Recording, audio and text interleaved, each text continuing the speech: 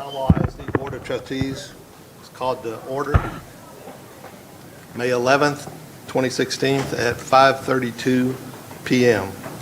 Just for the record, quorum of the board is present. All trustees are in attendance tonight.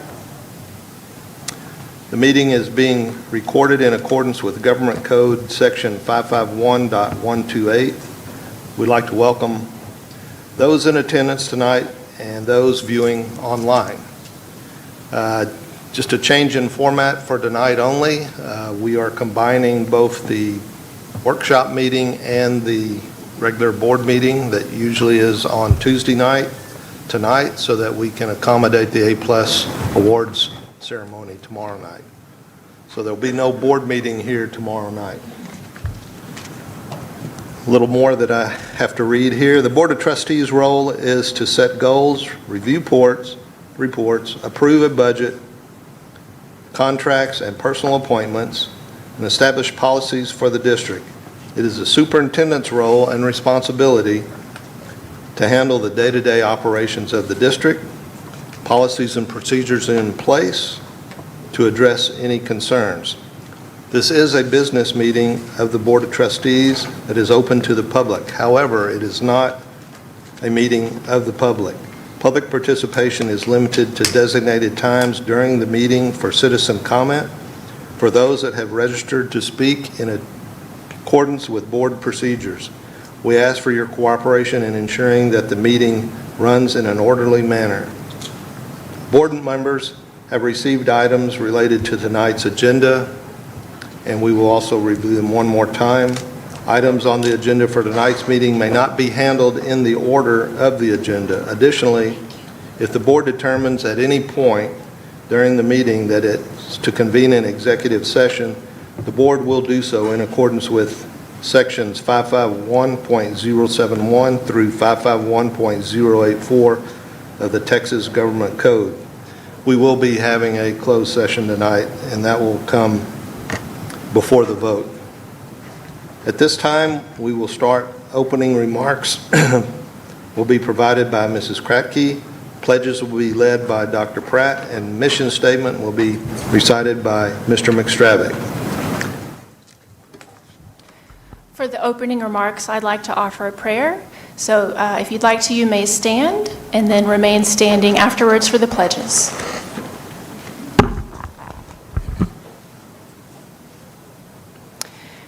Heavenly Father, thank you for this day. Thank you for the freedom we have to govern ourselves. For us as board members, God, we ask for wisdom and clarity. May humility well up in our hearts as we are your servants stationed here in this role for this time. To our families, God, please bring stability, fellowship, and peace. To our staff, God, please bring encouragement, grant endurance these last few days of school, and provide true rest and renewal this summer. For we know that those who love God, all things work together for good, for those who are called according to his purpose. In your precious name we pray. Amen. Amen. Amen. Please join me in pledges of allegiance to the United States flag, followed by the Texas flag. I pledge allegiance to the flag of the United States of America and to the republic for which it stands, one nation under God, indivisible, with liberty and justice for all. And now the Texas flag. Honor the Texas flag. I pledge allegiance to thee, Texas, one state, under God, one and indivisible. Tomball ISD's mission statement. Tomball ISD empowers students to become impactful, contributing citizens by providing innovative, individually rigorous, and personally valuable educational experiences while partnering with the community. You may be seated.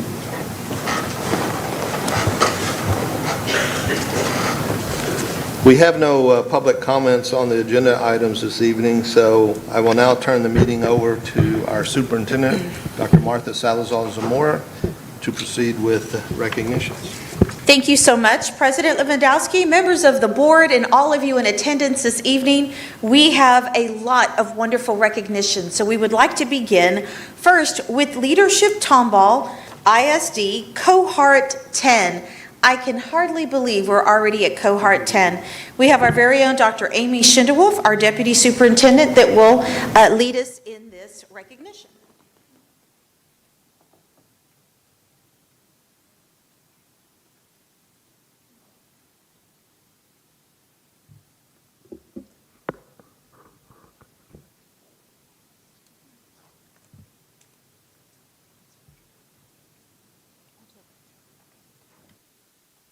President Lewandowski, members of the board, and Dr. Z. Dr. Z is going to be helping this evening in recognizing our cohort. Tonight is your graduation. Don't be too nervous. We want to celebrate you tonight in front of the board. And so I come to you this evening with a special recognition. This evening is filled with so many examples of the shining stars in Tomball ISD with all of our recognitions.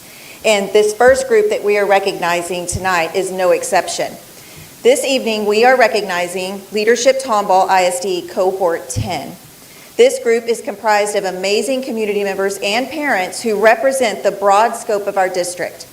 At this time, I am going to ask Dr. Z to pass out a little token of our appreciation to you. Leadership Tomball ISD's purpose is to inform and engage members of our community and to provide the opportunity to take part in an in-depth learning experience to gain a better understanding of how our district works. The experience provides a behind-the-scenes look at our district, interaction with the people who are responsible for programs and services, and the ability to see firsthand how our district builds a climate of success within our growing population. This has never been more important than now to enhance the understanding of public education and how we serve our students and our community. So, as I say your name, a few members couldn't be here tonight, but as I say your name, if you will step forward so that the board can recognize you. We have Bianca Gutierrez, Daisy Cohn, Flora Nass, Kiki Jackson, Leslie Johnson, Shauna Jones, Caitlin O'Brien, Devin Sayer, Dr. Demetra Skinner, and Kaylee Westbrook. So please join me in giving them a round of applause for their interest.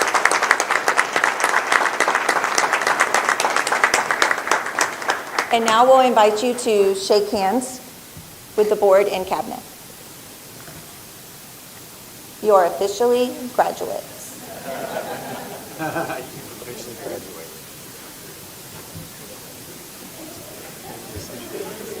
Thank you so much for coming. Thank you for being part of that. I appreciate it. Thank you so much. I'm so glad you're a part of it. Thank you so much.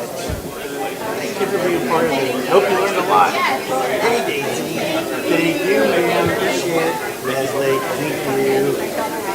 Appreciate y'all being part of this. Thank you so much. Thank you so much. I'm glad you're a part.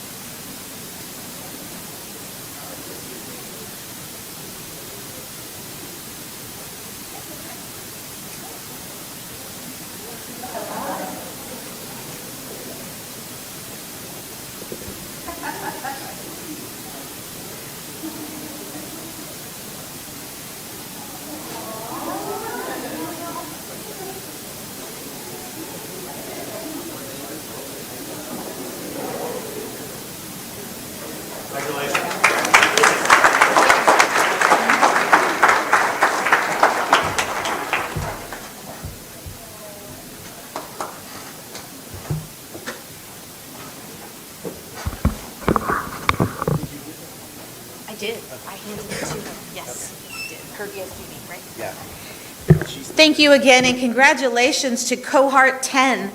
Most of you that know me know that I have a special love for nurses. My mother was a career nurse, and we're so grateful for our nursing staff and our incredible director of nursing here in Tomball ISD. At this time, I would like for our Director of Health Services, Kathy Poole, to lead us in this recognition. And we have a special guest. I love it.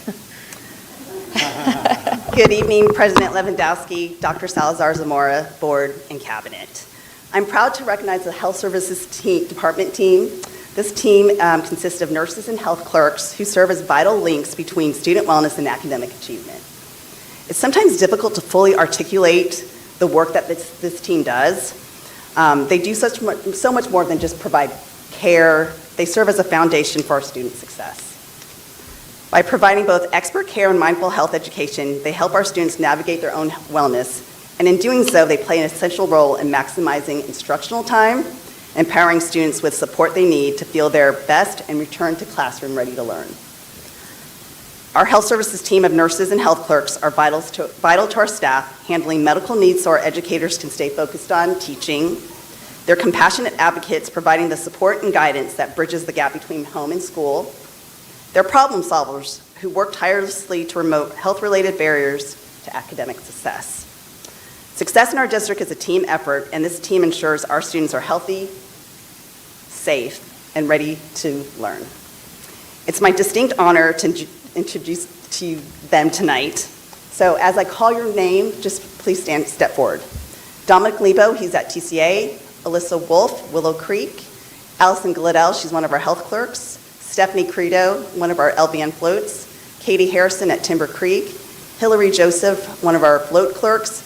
Paige Reed at Grand Oaks. Cassidy Stone at North Point. Joni Robertson, she and Dominic kind of support TCA as well as float. Allison Schreiber at Tomball Intermediate. Melanie Sharp at Wildwood. Mary Berry, she's one of our health clerks, and she also supports Tomball Star Academy. Suzanne Rutland at Lakewood. Angela Contour at EEA. Ann Paniton was our nurse at Willowwood for a while, but she's come back to help us in sub. Ashley Forshee at Tomball Junior High. Marie Johnson at Rose Hill. Jessica Reynolds, she's one of our float LVNs. Dana Vestal at Tomball Elementary. Trying to see who's there. Erica Ratcliffe at West Elementary, and Joanne Gardner from Tomball High School. Thank you.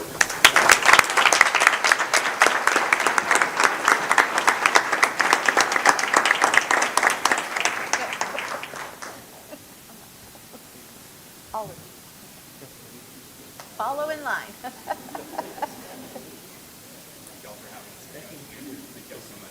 Thank you so much. Thank you for all you do. Thank you so much. Appreciate you, dear. Thank you so much. Thank you. Thank you so much. Appreciate it. Thank you so much. Hello. Thank you so much. Thank you so much. Thank you so much. Thank you so much. Hello. Thank you so much. Thank you so much. Appreciate it. Thank you so much. Appreciate it. Thank you. Thank you. Appreciate it. Thank you so much. Thank you so much. Thank you so much. Thank you. Thank you so much. I love your whole team here. Okay, we'll let you take a picture.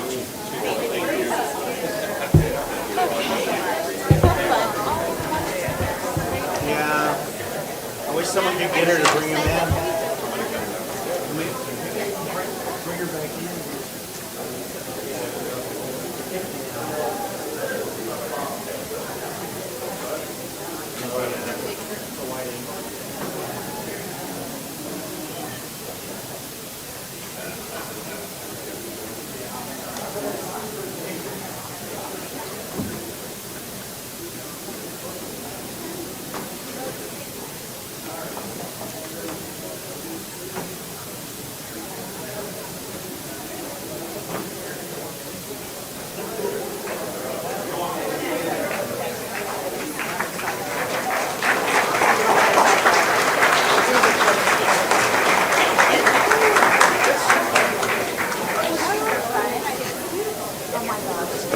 my favorite. One day I'll have to tell you the story. I fought for these Brents with their shoes from, I'll have to tell you about it later. Thank you again to our entire nursing staff. We certainly appreciate you each and every day. We're excited about our next recognition as well. We are a Great Expectations district, and we have Great Expectations Model Schools presentation. Dr. Alicia Reeves, our Assistant Superintendent of Development and Engagement, will lead us in the next wonderful recognition. All right, good evening, Mr. Lewandowski, Dr. Z, members of the board and cabinet. It's my honor to stand before you this evening to recognize our outstanding achievements of our elementary and intermediate schools in Tomball ISD. Each of these schools has demonstrated strong commitment to building a foundation of excellence and character by intentionally teaching and modeling the 8 expectations and 17 life principles of Great Expectations. Tonight, we're proud to celebrate our 17 Model GE Expectations campuses, and this is the highest number of Model GE schools in the nation. This remarkable accomplishment reflects the dedication of our teachers, staff, administrators, students, and community to creating positive learning environments where character, leadership, and academics excellence thrive. Before we begin recognitions of our campuses, Tomball ISD would also like to acknowledge and celebrate our valued partners of Great Expectations, our CEO, Nisa Glenn Winkle, along with coaches Rick Pierce, Linda Runner, and Dr. Angie Sheffield. Their guidance and encouragement and partnership have been instrumental in supporting our campuses and fostering a culture of excellence throughout the district. Thank you, Dr. Reeves. It is my complete honor and joy to be with you and just standing here and looking at all my friends. So President Lewandowski, Dr. Z, cabinet, board, sweet, sweet friends, haven't seen in such a long time. It is my honor to celebrate you and to let you know a little bit of something about something that I've learned in my new position. I knew that we worked with amazing leaders. You did a great job of hiring them, us.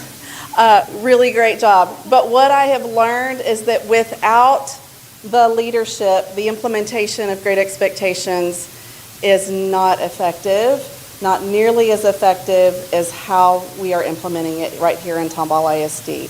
It happens across the country really, really well in lots of places, but I'm a little bit biased. So, congratulations to you. Thank you for letting us be here, and let's get on with celebrating our friends. All right, so coaches, if you guys want to give them their beautiful certificates, and as I call your name, if you'll step forward. All right, at Early Excellence Academy, Claire Compton.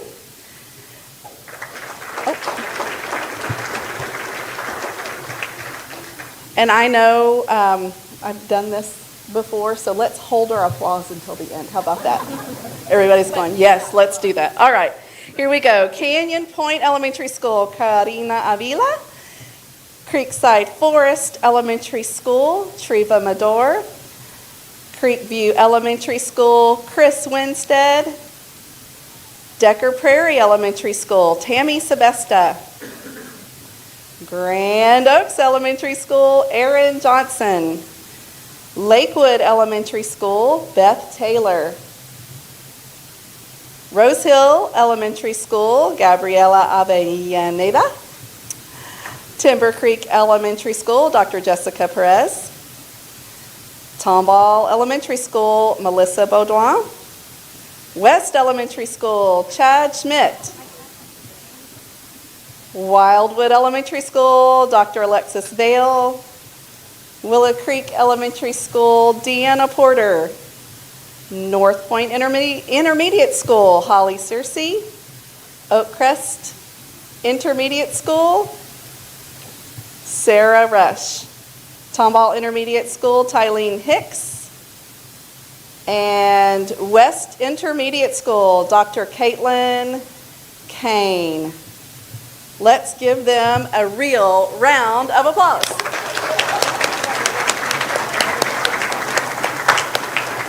Congratulations, friends.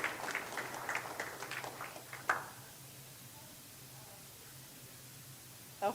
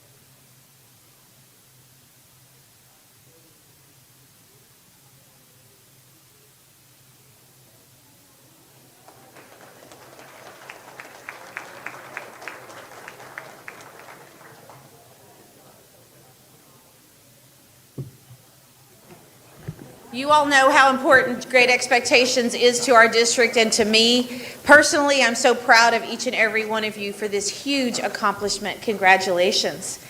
Moving on, the Texas Science and Engineering Fair recipients. Yes, ready to go. I want to, though, make sure that we understand that the next presenter is not just Dave Sertivell, but as of recently, it is Dr. David Sertivell, Director of Math and Science. Congratulations, we have another doctor in the house. Thank you, Dr. Zamora. Good evening, President Lewandowski, Dr. Zamora, Board of Trustees and Cabinet. Tonight, I have the pleasure of recognizing one of our incredible students. Rayansh Gupta, an 8th grade student at Willowwood Junior High, recently earned statewide recognition by placing 3rd in the Robotics and Intelligent Machines Junior Division at the Texas Science and Engineering Fair with an innovative and advanced project. His project, titled Implementing a Hybrid CNN Transformer Model for ASL, addressed a real-world challenge by developing a new way for video programs to translate American Sign Language in real time. Using complex coding, artificial intelligence, and machine learning models, Ranch designed a system capable of improving the speed and accuracy of ASL translation technology, helping bridge communication gaps and increase accessibility for individuals who rely on sign language every day. Ranch's work reflects exceptional academic talent, creativity, advanced levels of inquiry, and a commitment to using technology to solve meaningful problems that impact others. His achievement represents the innovation, curiosity, and excellence we strive to cultivate in all Tomball ISD students. In the future, he hopes to become an AI developer or software engineer. Please join me in congratulating Ranch on this amazing achievement.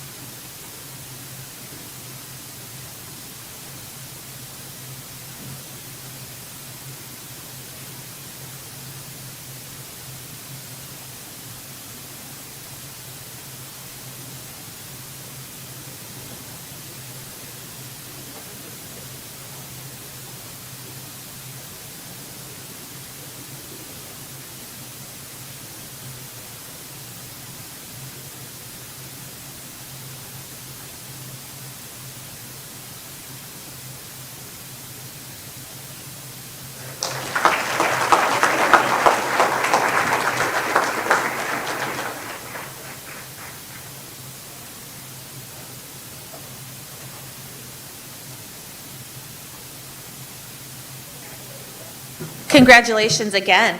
Now we have a number of outstanding CTE students that were all state competitors. How exciting is it for us to have this room filled? And just so that you know, board, this is a sampling from a large number of groups, because we would have had to rent maybe a ballroom for everyone that. How many, Dr. Webb, did we have total? Yeah, that was a bit higher number, but very exciting, and we're so glad that you're here representing various CTE areas. At this point, I will turn this over to Carla Sandoval, our Director of CTE. Thank you, Dr. Salazar Zamora. I believe they're still coming in. Oh, yeah? Let's wait just a few more minutes. Yes, thank you. Make sure you speak. Carla's nice. Yeah, there you go. Very good. I want to make sure we get all that.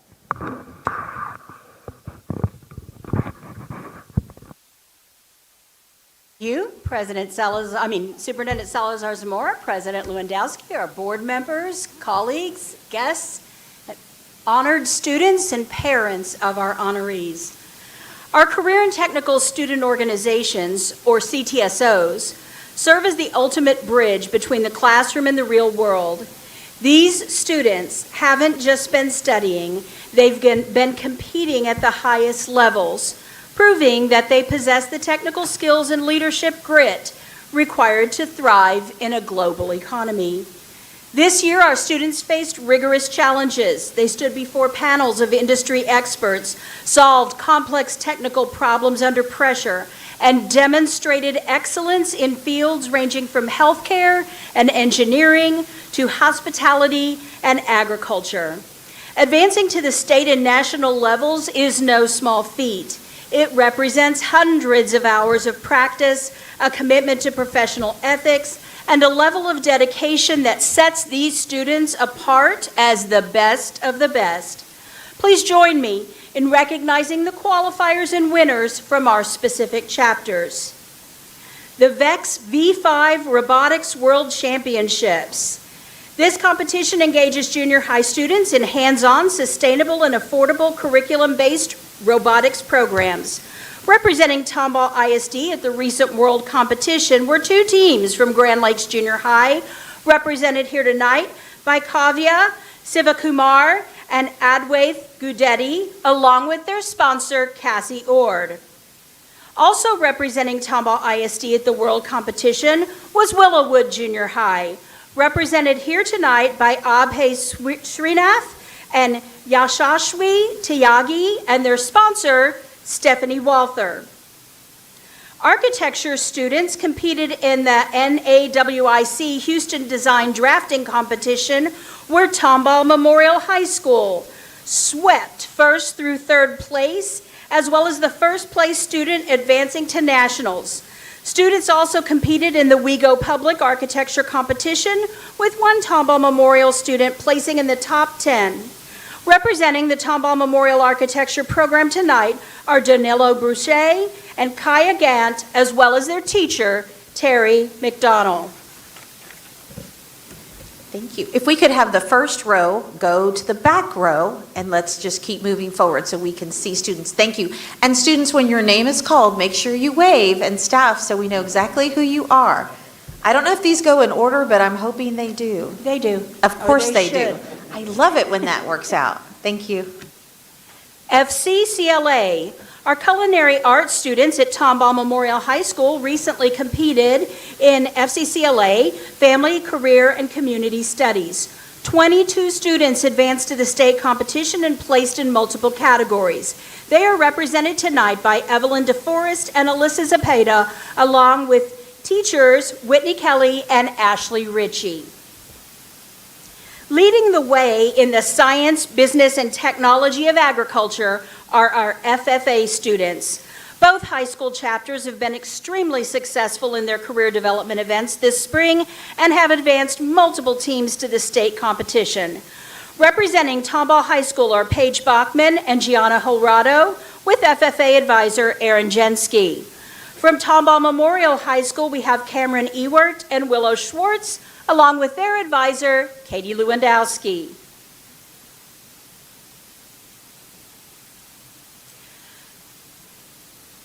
Across the globe, students thrive in FIRST robotics, powered by mentorship, teamwork, creativity, and engineering challenges. This year, all 3 of our high school teams advanced to the state competition. Representing T3 Robotics at Tomball High School are Keegan Sherry and Chase Webster, along with teachers Stephanie Piazza and Madison Mills.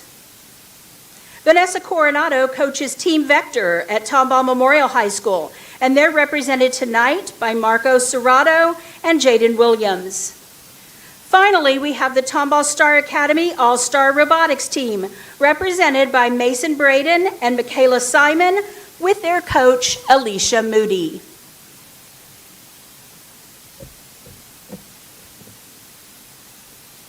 The next organization that we'd like to recognize are our HOSA clubs, for those who have proven their clinical skills and medical knowledge. Our HOSA organizations advance students to both the state and international competitions this year. Representing Tomball High School are students Gavin Goodwin and Ben Bridenstine. They're here along with their sponsor, Janelle Lozano. While Tomball Memorial High School is represented tonight by Jalem Ear and Savannah Schaff, as well as teacher Kristen Vincent Husband. Our Marine JROTC at Tomball Memorial High School earned multiple top awards at their recent championships. They're represented tonight by Sarah McCleary and Eric King, along with First Sergeant Michael Carpenter. Representing our champions in the skilled trades, technical sciences, and service competitions, our Skills USA culinary team at Tomball High School advanced 5 students to the state competition. Representing the team tonight are Kiana King, Sirius Scott, and their teacher, Heather Payne. The Texas Association of Future Educators, or TAFE, encourages students to explore teaching careers. Both our chapters had very successful competition seasons at the state level, and 7 Tomball Memorial students advanced to the national competition. Representing Tomball High School are Samantha Shaver and Edison Knott, along with their teacher, Tiffany McElmill. And Tomball Memorial is represented by Jillian Seagroves and Caroline Castile, with teacher Irma Seibert.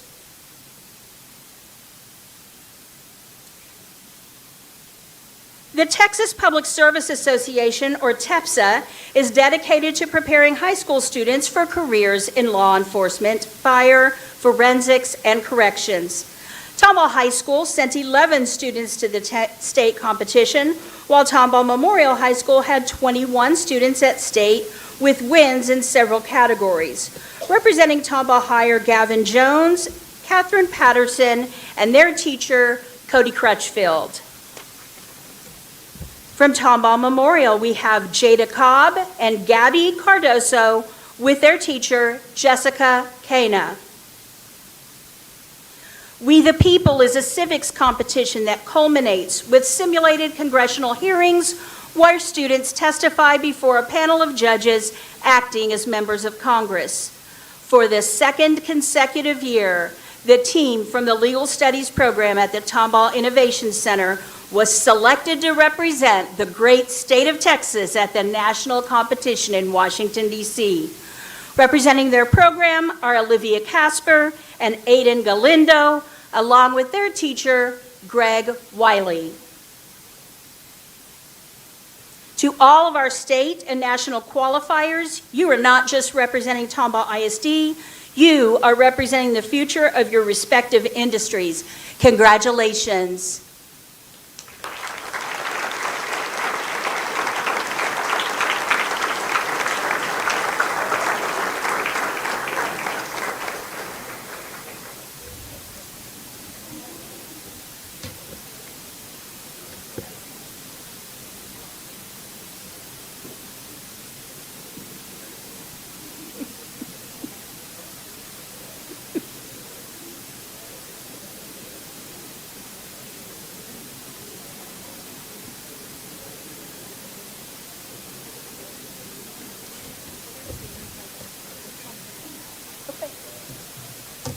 maybe by lines. Would you guys go stand in a line at the back, Terry?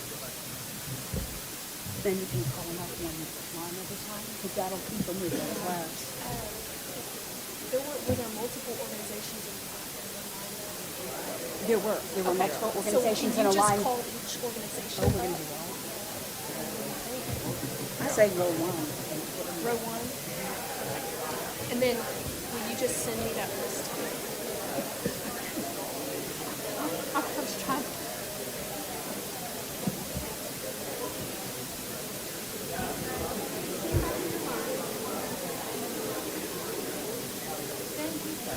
You're very welcome. Congratulations. Congratulations. Congratulations. Congratulations. Congratulations.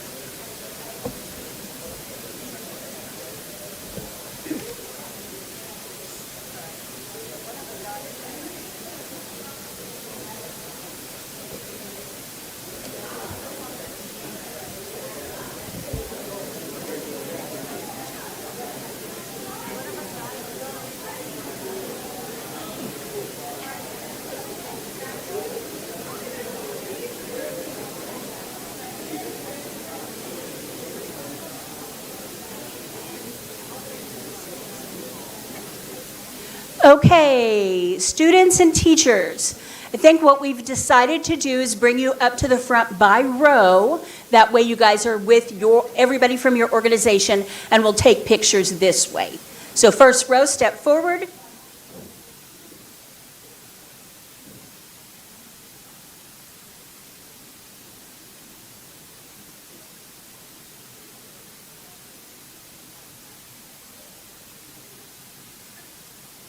Parents, if you'd like to come forward, please, this is your opportunity to take pictures.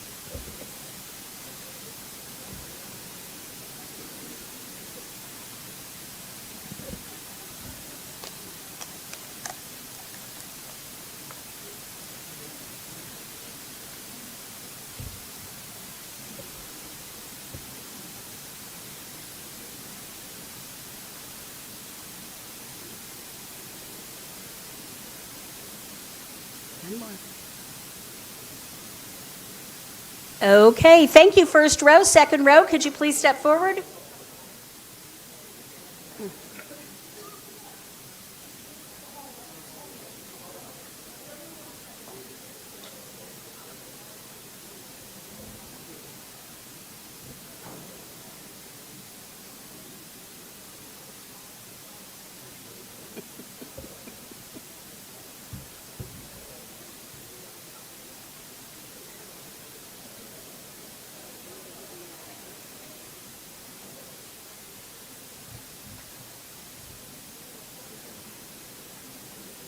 Okay, thank you.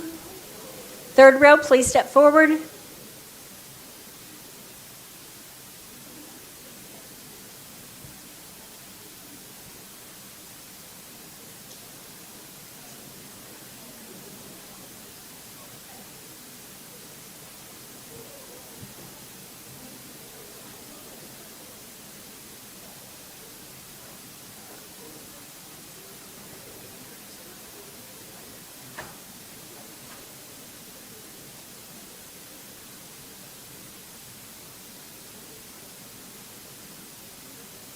Okay, next row.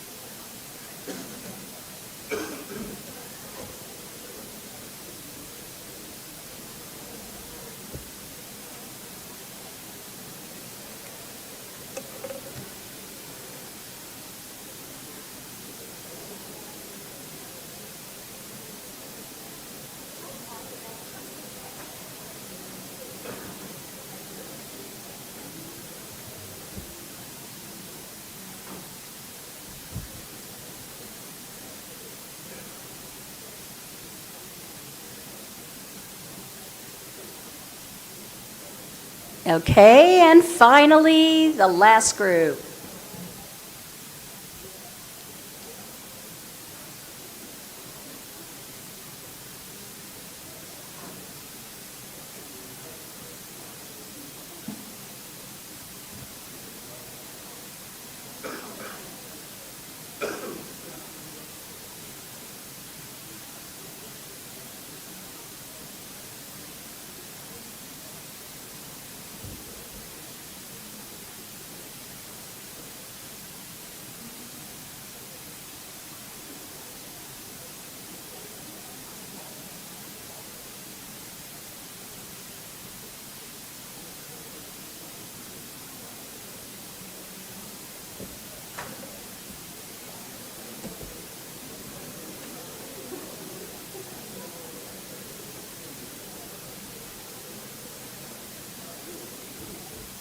Okay, board, we have one final group to recognize.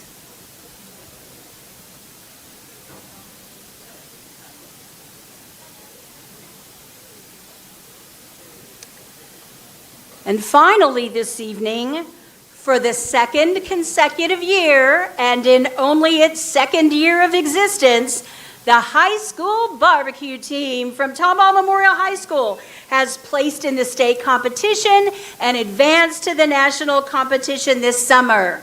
The team consists of Isaiah Gonzalez, Alejandro Lopez, Andrew Pantaleon, Nathan Shepard, Christopher Villaleta, and their culinary teachers here tonight are Whitney Kelly and Ashley Ritchie.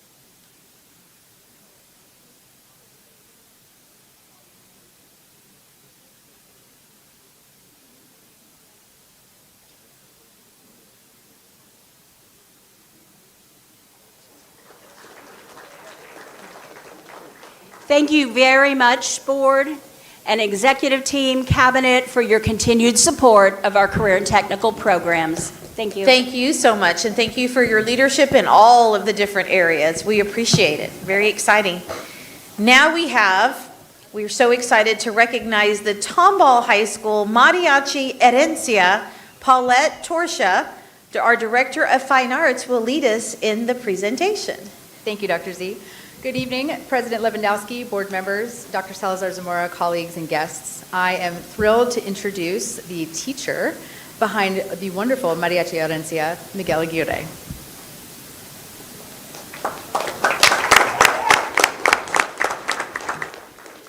Good evening, members of the board, administrators, parents, and guests. My name is Miguel Aguirre, and I am honored to serve as the director of the Tomball High School Mariachi Guitar Program.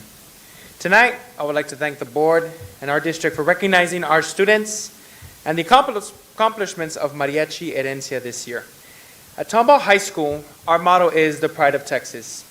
And I truly believe our mariachi guitar students reflect what that means.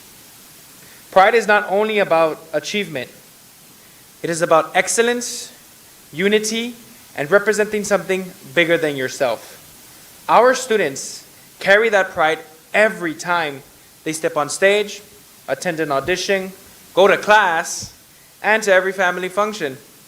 As a product of music education myself, I understand the importance of these achievements and truly value how much attention and importance our district places on the fine arts. This year, we had 5 students participate in the Texas Music Educators Association All-State audition process. 2 students advanced to the all-region level, and 1 qualified for the all-state area round. These accomplishments required countless hours of preparation, dedication, and perseverance. Following that success, Mariachi Herencia made its UIL debut this year and proudly advanced to the state level, a milestone achievement for our growing program and a testament to the hard work our students have put in for the last 2 school years. With that said, Mariachi Herencia is believed to be one of the only Houston area mariachi programs to advance to the UIL State Mariachi Festival within the first 2 years of the program's existence. While these recognitions are exciting, what makes me most proud is the way our students represent Tomball High School with professionalism, character, and mucho corazón, a lot of heart. They truly embody what it means to be the pride of Texas. I would also like to thank our parents, administrators, fine arts staff, and community supporters for believing in our students and supporting the arts. Most importantly, thank you to our students. Your passion, commitment inspire me daily, and it is truly a privilege to be your director. Thank you again for this recognition and for continuing to support the THS Mariachi Guitar Program and the arts in Tomball ISD. Have a great evening. Thank you.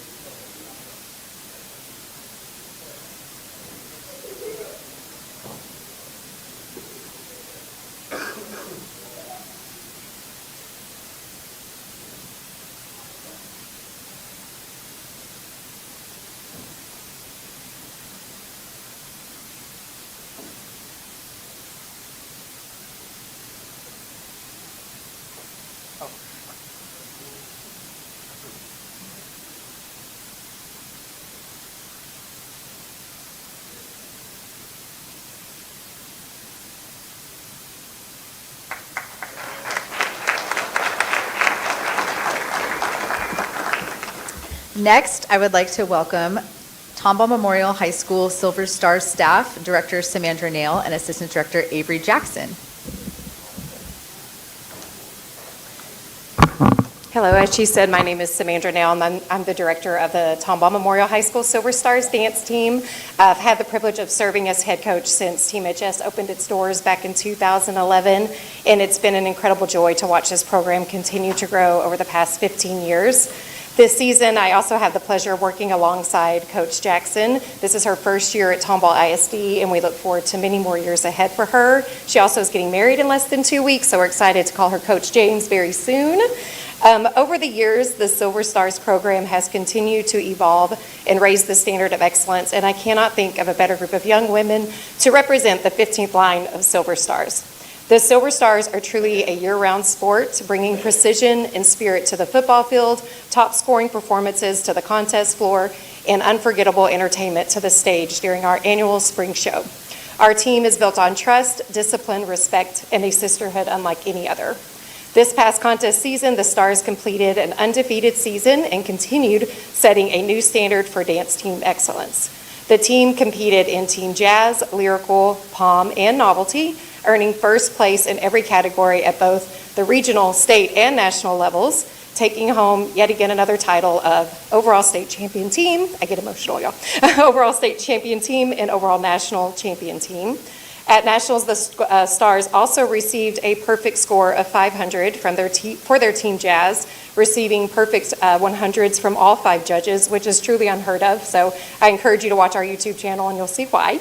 In addition to the team awards, our dance officers compete in Officer Lyrical, Contemporary, Jazz, and Hip Hop, where they also earned first place in every category at both the state and national levels. and won the title of overall state champion officer group and overall national champion group. While we are incredibly proud of all of they accomplished on the contest floor, we are even more proud of the young women they are becoming. They represent Tomball Memorial, our community, and the Silver Stars organization with integrity, humility, leadership, and a heart every single day. It is an honor for Coach Jackson and I to lead this program, and we are so grateful for the continued support from Tomball ISD, our administration, our parents, and the community as these young ladies continue to shine both on and off the floor. Thank you, ladies, again for a great year, and congratulations to our Silver Stars.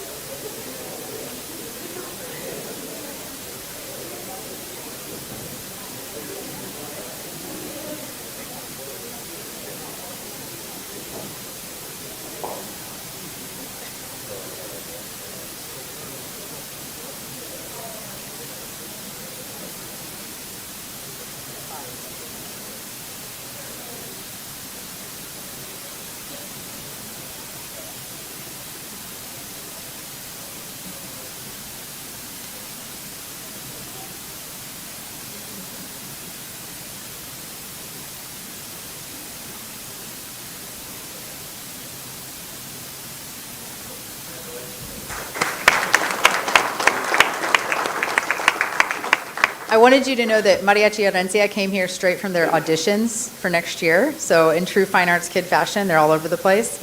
And our Silver Stars are going back for some senior pictures. So thank you again for your support of the fine arts. We really appreciate everything you do for us. Thank you so much. Congratulations again to all of those students. And now we have the last presentation and recognition, but we are so excited to recognize a Tomball High School tennis player. Chris Scott, our athletic director, will lead us in this one presentation. Thank you for your patience. Save the best for last. There you go.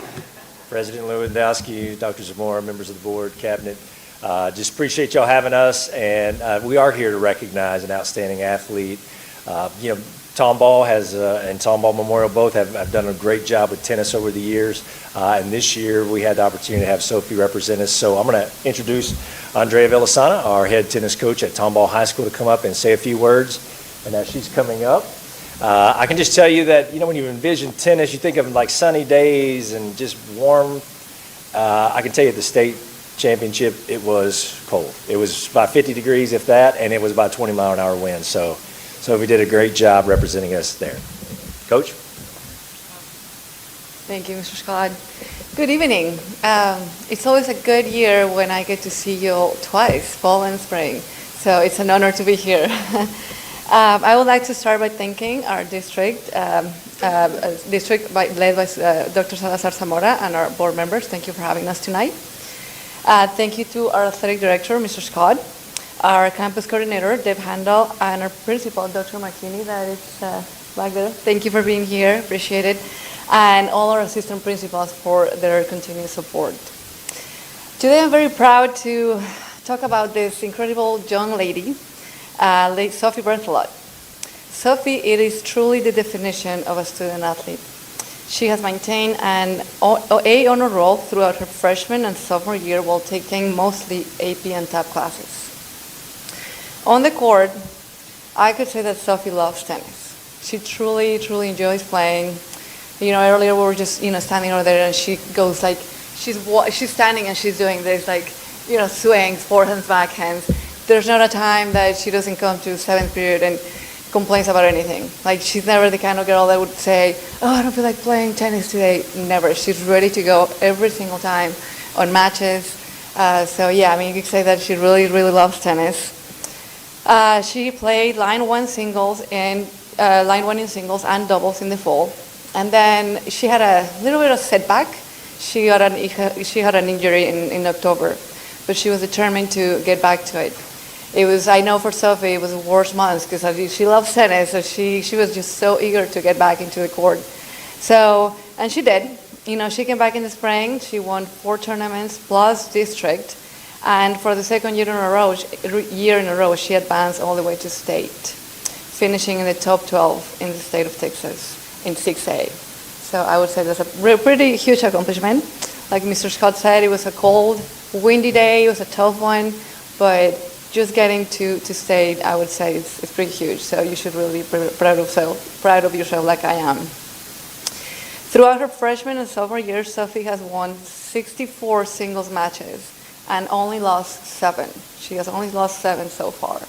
So I would also like to take a moment to thank and recognize Sophie's parents. I know her dad is here today for your continued support. I don't think he misses any matches. He's always there. He made the trip to Waco, to San Antonio, so it means a lot to have you there. I know for Sophie too. So like I said, Sophie is truly the definition of a student athlete.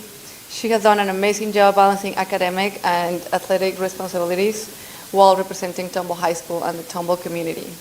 I am extremely proud of you, Sophie, and I'm looking forward to see what you accomplish in the next 2 years. And we thank you for recognition tonight. Thank you.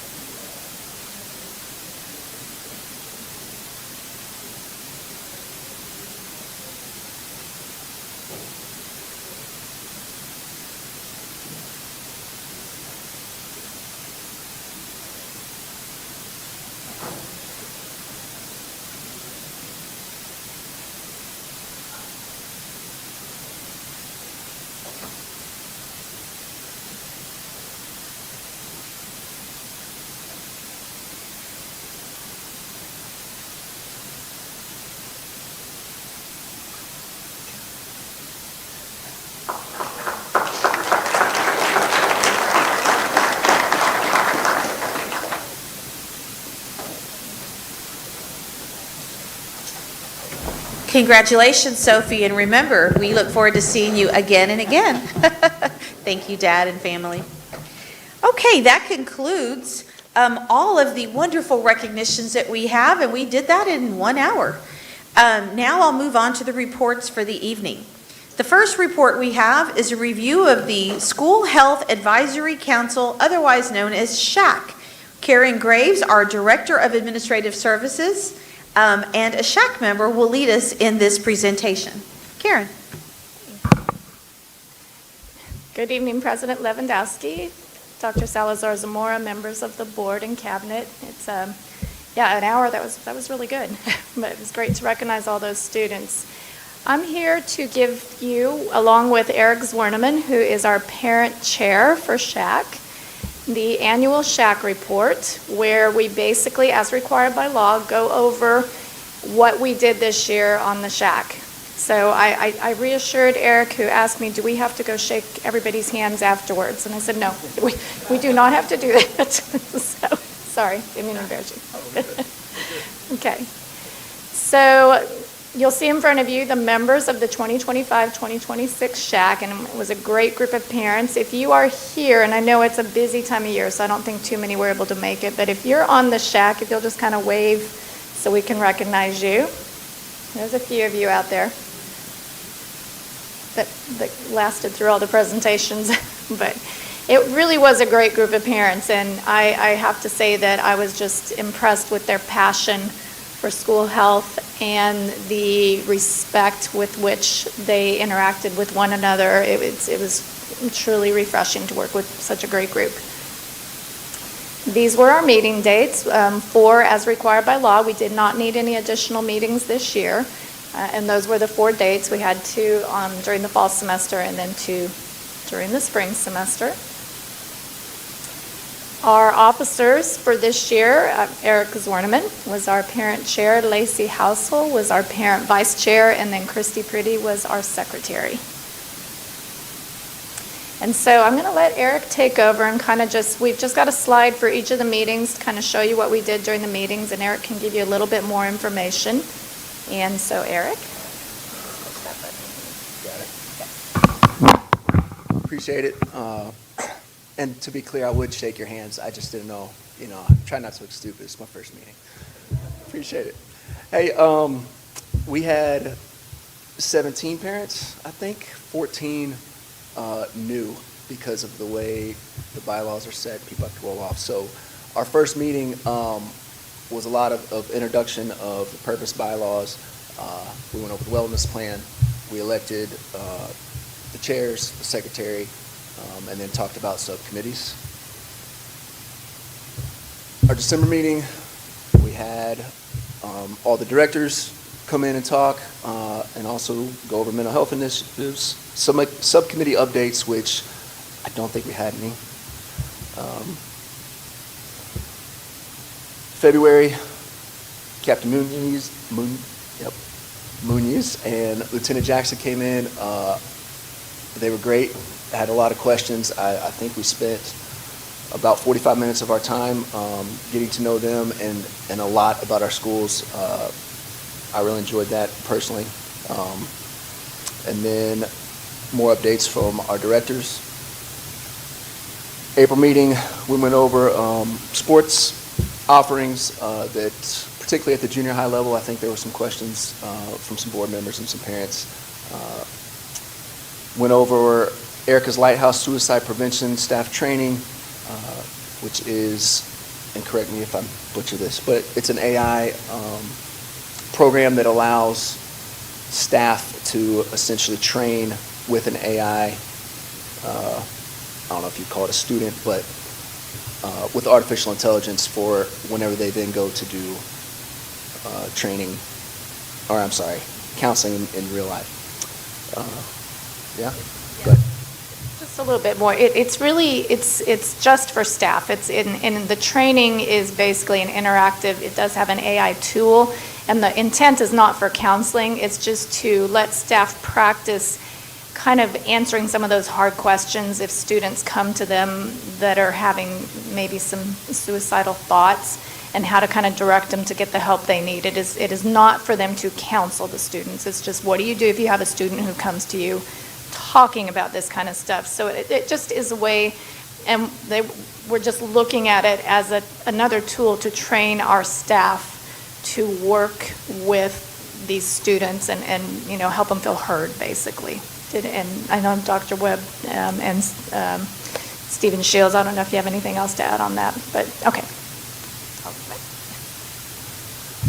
All right, and fun run, 1,300 plus participants, and we also had, and I can't remember what school she's from, but an intern that came in and helped with child nutrition and set up a ramen bar, which was pretty cool to hear about and see. And then we discussed this presentation here, which honestly I feel like this was a pretty even-keeled year. That's it. No, you're fine. We did throw a few pictures up there just because the Shack really enjoyed them. These are a few pictures, and Whitney, I don't know if you knew this was in here, but of the ramen bar that they put together, and I don't know, but it looks pretty good.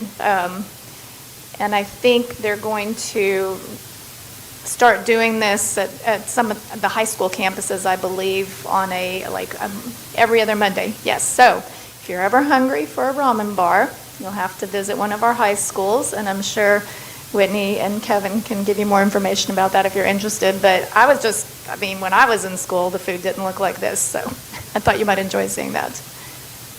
And so with that, do you have any questions for us? The ramen bar looks fabulous. Thank you for sharing that. Hey, Karen, I'm going to ask the same question that I've asked in previous Shack reports. Were there topics that members of the SHAC wanted to discuss but didn't make the cut for the agenda that need to be considered for future committee work? Were there any subjects? I think there was still a lot of interest in mental health initiatives, and we actually have quite a few in the district. So there was an interest in that, but there just wasn't, I think when they found what we are already doing, there wasn't a lot of momentum to try anything new at this point. But at least if I'm interpreting it correctly, and Eric, you can tell me what your take is, but I think that tends to be the primary concern of most of our parents is what things can we do to address mental health issues that we're seeing with our students. And that would be the only thing. So how that will develop over time, it's always difficult when you have a new group because it does take time to gel a little bit. And again, my encouragement would be when we start looking at the SHAC for next year is to keep a good number of the ones we've had this year for continuity. And I think you see a little more initiative perhaps at that point. But it's just, I think they were pleased with what they found that we were doing, but that still is a concern. Okay, so I didn't hear the word recess. So it sounds like we've tackled the recess. Did not come up. I don't believe that came up at all. Okay. Yeah, no. How about cell phone use? Did that rise as a topic?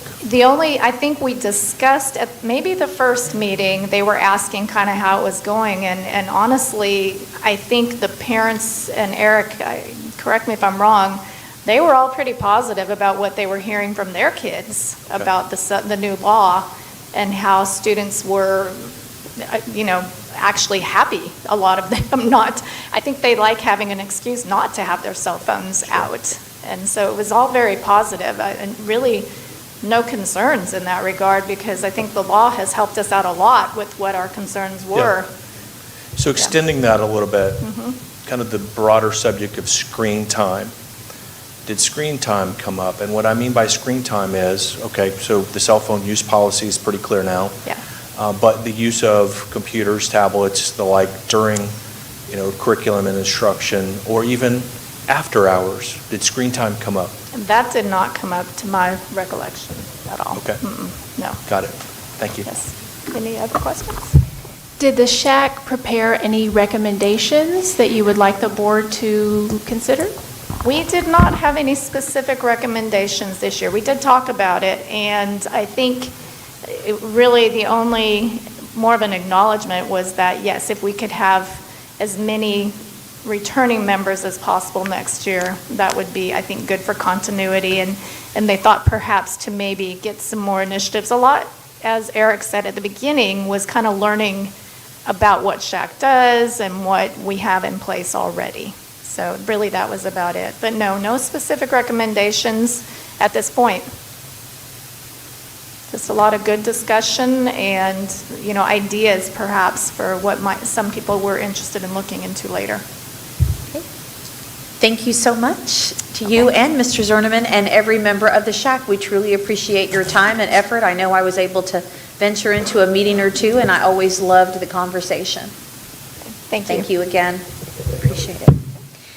Our second report and last report of the evening is a second budget workshop. Zach Bowles, our CFO, will lead us in the second budget workshop. Just as a reminder to board members and anyone that is watching this or here present, we do have a budget committee of members of the board that meets to discuss this at greater length. And then, of course, the rest of the information is shared with the full board at this time. Mr. Bowles.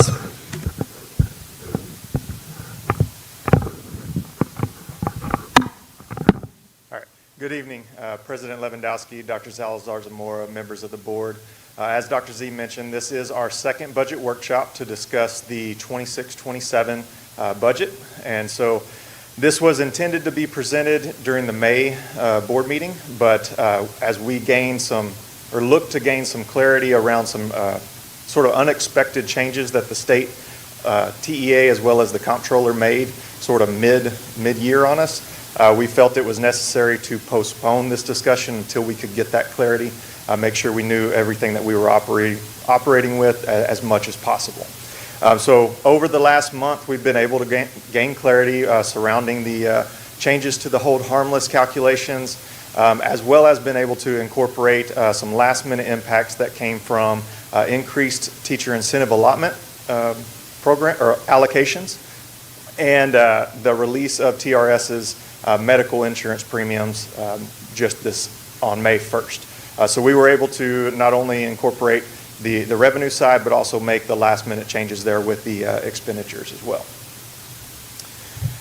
So in the second budget workshop, our primary focus has always been discussing expenditures and how we go about working through that process, what our approach is as a district, how we determine our expenditures for the next fiscal year. So with that said, our estimated expenditures for the 26-27 school year or fiscal year would be $264.4 million.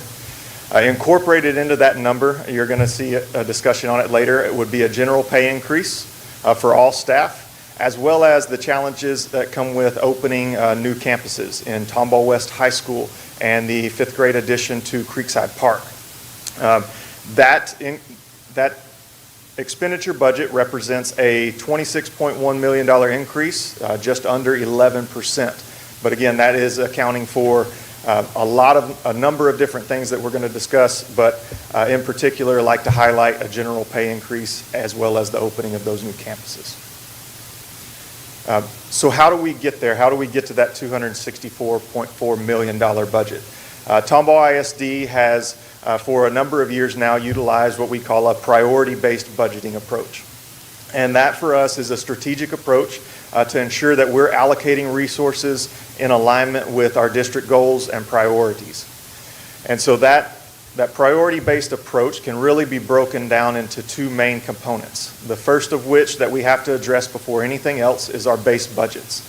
Under the base budgets, you're going to find things like our payroll for existing staff. That's also going to incorporate costs not only for our base payroll for staff, that's going to incorporate stipends, that's going to incorporate the fringe benefits for TRS costs that the district pays. And then it's also going to include pass-through expenditures that we're required to take funding in from the state and provide on to staff, whether that be through the teacher incentive allotment or through the teacher retention allotment. The general pay increase is also included here, and we'll talk a little bit more about that as we move forward. Campus allocations are determined based on enrollment and a per pupil allotment. And our departmental budgets, as well as the utilities and insurances, are going to make up the rest of the budgets that cover all of your non-payroll type expenditures. That's going to be our contracted services for SROs. It's going to be supplies and materials, travel, all those extracurricular type expenditures as well. That's going to be covered in our base budgets. Before we get in, and then from there we'll move into our focused priorities. And with the exception of priority number 5, all of our priorities are in this section of the budget process is going to be related to staffing needs. Priority 1 is labeled as growth because we're going to address the staffing that's needed to account for enrollment growth across the district as well as the opening of new campuses. Priority 2 is still a campus-focused request, and that is going to be things that have been identified as needs, but they're not related to growth overall.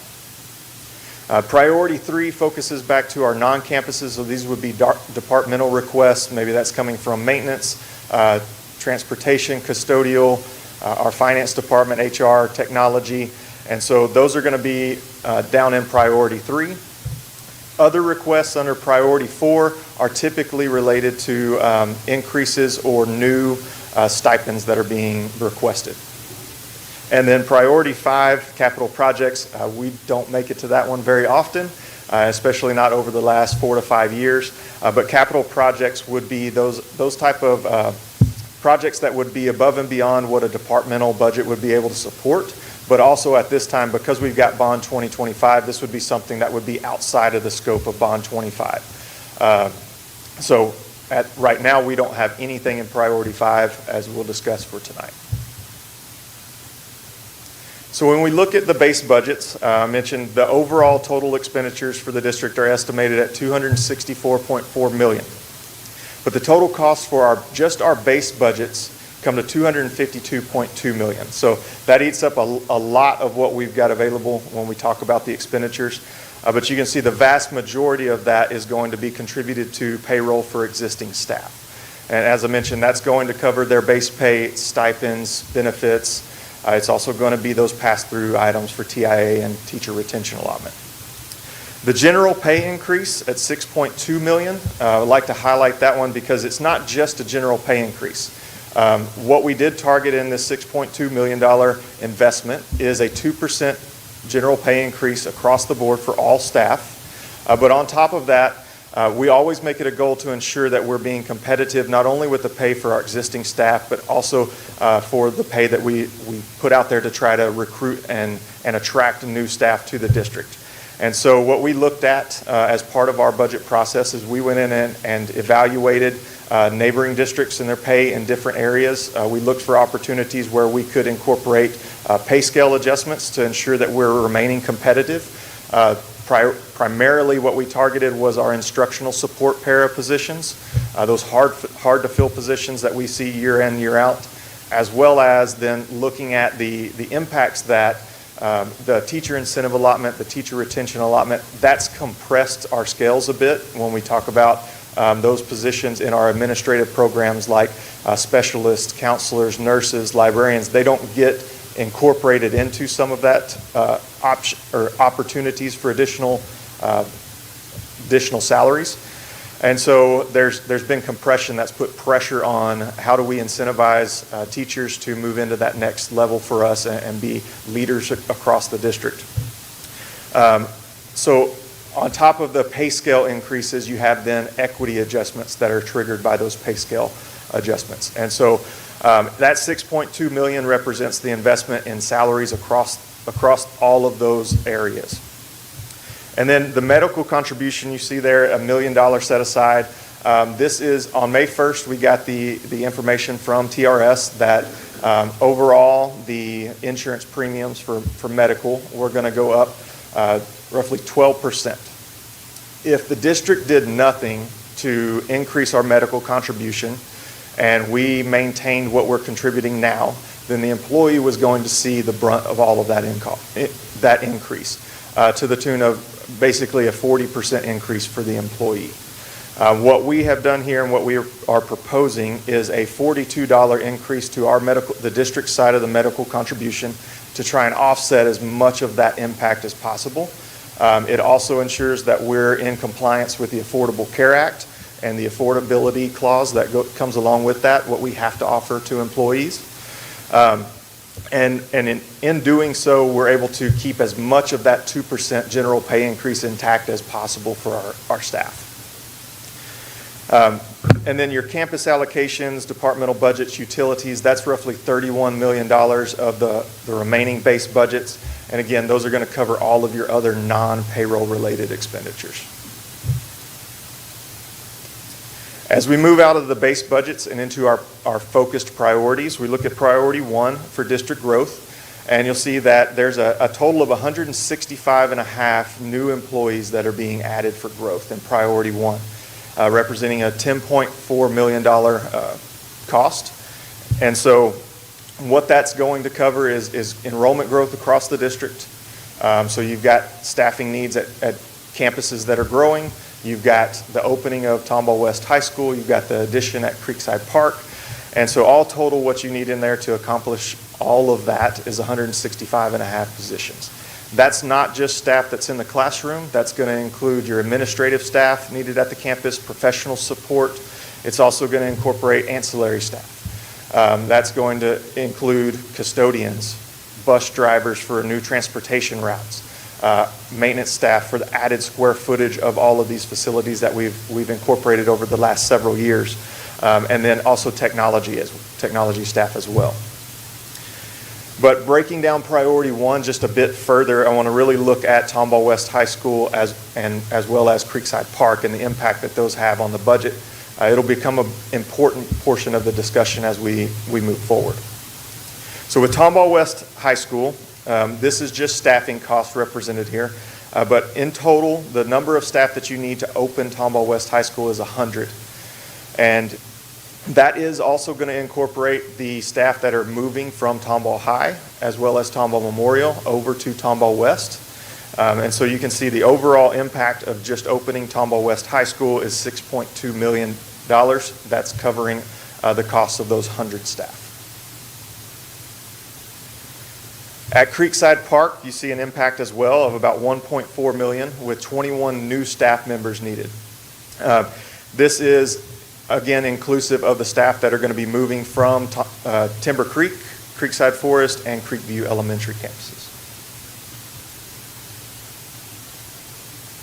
So at $10.4 million, Priority 1 it eats up quite a bit of the remaining expenditure budget, but we were able to dip into Priorities 2, 3, and 4 to address some items that have been recurring requests, needs that were identified. Under Priority 2, these campus requests are professional support, these are behavior coaches that are being added at select campuses. Priority 3 were your departmental requests, and again, we're addressing the ancillary needs to not necessarily growth in the facilities or growth related to enrollment, but growth in facility usage, equipment that are in our facilities now, as opposed to where they were maybe 5-6 years ago. And then the positional adjustments, those are looking at needs for added days to contracts based on actual usage of staff across the district, as well as then looking at pay scale adjustments dependent upon added responsibilities for staff. Under Priority 4, as I mentioned in the other requests, these are primarily related to stipends. These are new instructional stipends, extracurricular stipends. They're new related to the opening of the new campuses, specifically for Tomball West High School, but also then there are some adjustments along the way in instructional stipends to ensure that we are being competitive with our neighboring districts. So when we work through the expenditure budget, one thing that the board will be asked to do is to adopt the budget by function. And so function is the why in which a expenditure occurs. Why are we spending the dollars? It's to impact instruction, impact student support, non-student support like transportation, not transportation, but maintenance, custodial, technology. Your student support is going to encompass transportation, extracurricular activities, those sort of things. And so we look at these categories of functions as a way to ensure that year over year we're maintaining a relative comparison to the year before, that we're not letting one area of expenditure grow disproportionately to another. And our target is always to get instruction-related functions into that 63 to 65% range. And so you'll see we're there at 64.5. And then as you look at a year-over-year comparison, you can see that we're maintaining across the board. There's a slight dip on the instructional side, but that's going to be related to increased costs coming into your non-student support and student support with opening the new campuses, as well as the additional staff that's being added. But overall, as you look at it from year to year, we're relatively maintaining the same level of expenditure and focus in our expenditures across the functions. The second way that we look at expenditures is through an object code. The object, if function is why, the object is what are you getting for those dollars? What are those dollars being spent on? And so for Tomball ISD, as well as every school district across the state of Texas, payroll is the vast majority of what we spend our expenditure budget on. And so we're now at 88.5%. That's not a surprise with the investment we're making into the general pay increase to salaries, as well as what we've been given from the state to pass through to staff through the teacher retention allotment, the teacher incentive allotment, which continues to grow year over year. So we expect the payroll portion of our budget to continue to move in that direction. We always want to target staying under 90%. Once you pass 90%, obviously it gets really hard to accommodate all of the other needs of a school district within just 10% of the budget for contracted services, supplies, materials, those necessities we need to operate on a daily basis. And again, comparison year over year, you do see the slight increase there on the payroll side. And again, that's to be expected with what's included in the budget for this year with the investment in the general pay increase as well as the new staff that we're looking at. So I mentioned just a little bit at the beginning of the meeting that we postponed this discussion from April because we were looking at some changes that the state was making in terms of state funding. What that related to was a hold harmless calculation that ties back to the state's increasing of homestead exemptions for our over 65 community and population. And what we were able to piece together with that and confirm with the comptroller to our best ability between the impacts of the hold harmless calculation changes, the factoring in of our property value audit expected revenue, and the increased teacher incentive allotment that we were made aware of just recently. We've tweaked the revenue projection from $255 million to $256.4 million. Now that's a 7.5% increase over the current year, $18.1 million. At this time, we're not proposing anything as far as a tax rate. So our M&O, what this would represent is M&O, maintenance and operations tax rate remaining exactly the same as it is the current year. For next year, we won't get to the tax rate setting portion of the budget until we approach September. We get certified estimates at the end of July. And then what I'll make note of with the revenues is this would be the first year, at least since I've been here in the district, that state funding would make up more than 50% of total revenues that the district is expected to receive. So overall, when the board, as we propose the budget, as the board considers adoption of the budget, remember that expenditures would be adopted by function, and so you can see each individual function listed there below. As we looked at it earlier, you would see functions, the 10s, 20s, 30s, 40s, all grouped together in those pie charts. Here you have them individually broken out, but again, you can see in the function 10s, the 11, 12, and 13, that's representing your instructional focused functions, and that roughly 64.5% of our total expenditures. So if you've already been doing your math, you'll know that that is not a balanced budget. We were able to balance our budget in this current year, the 25-26 fiscal year, after the legislative changes. What we are proposing for consideration is an $8 million deficit.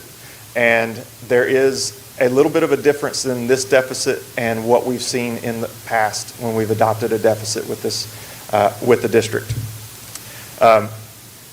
What I like to look back to is the historical data on this. So this chart's a little busy. Just bear with me as I walk us through it. In the columns, what you'll see there in the light blue and red are either the surplus or the deficit that the district has run for basically the last decade, 11 years, with the 26-27 proposed budget listed there. What you see as deficits in 2017-18, 23-24, and 24-25 were due to stagnant state funding. In 2017-18, we were in the 5th year of a basic allotment that had stayed the same. The same could be said in 23-24 and 24-25. We were seeing a basic allotment at the state level that had remained unchanged since 2019. At the same time, you had expenditures that had gone up. We'd seen inflation of 20% over that time period, but the basis for state funding had remained unchanged. So where we got to balanced in 25-26 was after the state came in made some changes across the board to public education. What I'd like to still point out there, though, is when you think about the basic allotment, it increased $55. But the projections of what were needed to actually offset the cost of inflation since 2019 would have been roughly $1,600. So while there is lots of new money put into public education in this last legislative session, and they can rightfully so say there's more money in public education than ever before, there's no flexibility with it. That money came tied to specific uses, whether it was a pass-through for the teacher and retention allotment, or it was tied directly to usage for safety and security. There was very little flexibility for districts across the state, so you will still see today many districts across the state that are having to adopt deficit budgets, or they're making drastic changes and cuts to offerings, programs. They're closing campuses due to low enrollment. So what we're proposing with the $8 million deficit is a way to utilize our fund balance for years. We have said the fund balance is there to smooth out the tough times and continue to allow Tomball ISD to operate at the effectiveness, the excellence that our community expects while we work through any funding challenges. Now, when you look at 23-24 and 24-25, what's highlighted there or outlined in yellow, that was the amount of actual adopted deficit budget that the board approved. In 23-24, it was a $5 million deficit. In 24-25, it was a $9 million deficit. What you see in red is the actual deficit in those years. We were able to cut it in half in 23-24 and down to $1.2 million in 24-25. So we have a history, even though of adopting deficit budgets, we, throughout that fiscal year, will go after every source of revenue that we can. We look at ways to peel back on expenditures where we can, and we have a history of coming in under what that projection initially is. The blue line that's charted across this graph here is representative of our unassigned and assigned fund balances as they relate to board policy. Board policy CE local requires that the district maintain 25% or unassigned and assigned fund balances of 25% of the current year's operating expenditures. And so what we like to show there is how the fund balances associated with each of those budget years and where we would be in 26-27 if we were to recognize the full impact of an $8 million deficit. We would still be above the district's 25% threshold and requirement under board policy. But with that said, what I'd like to take us back to is those deficits in prior years over the last decade were related to financial strain from state inactivity. Right? What we're looking at with 26-27 is related to the opening of new schools. If you look, we can scroll back, but with Tomball West High School and the additions at Creekside Park, that's $7.6 million just for staffing costs.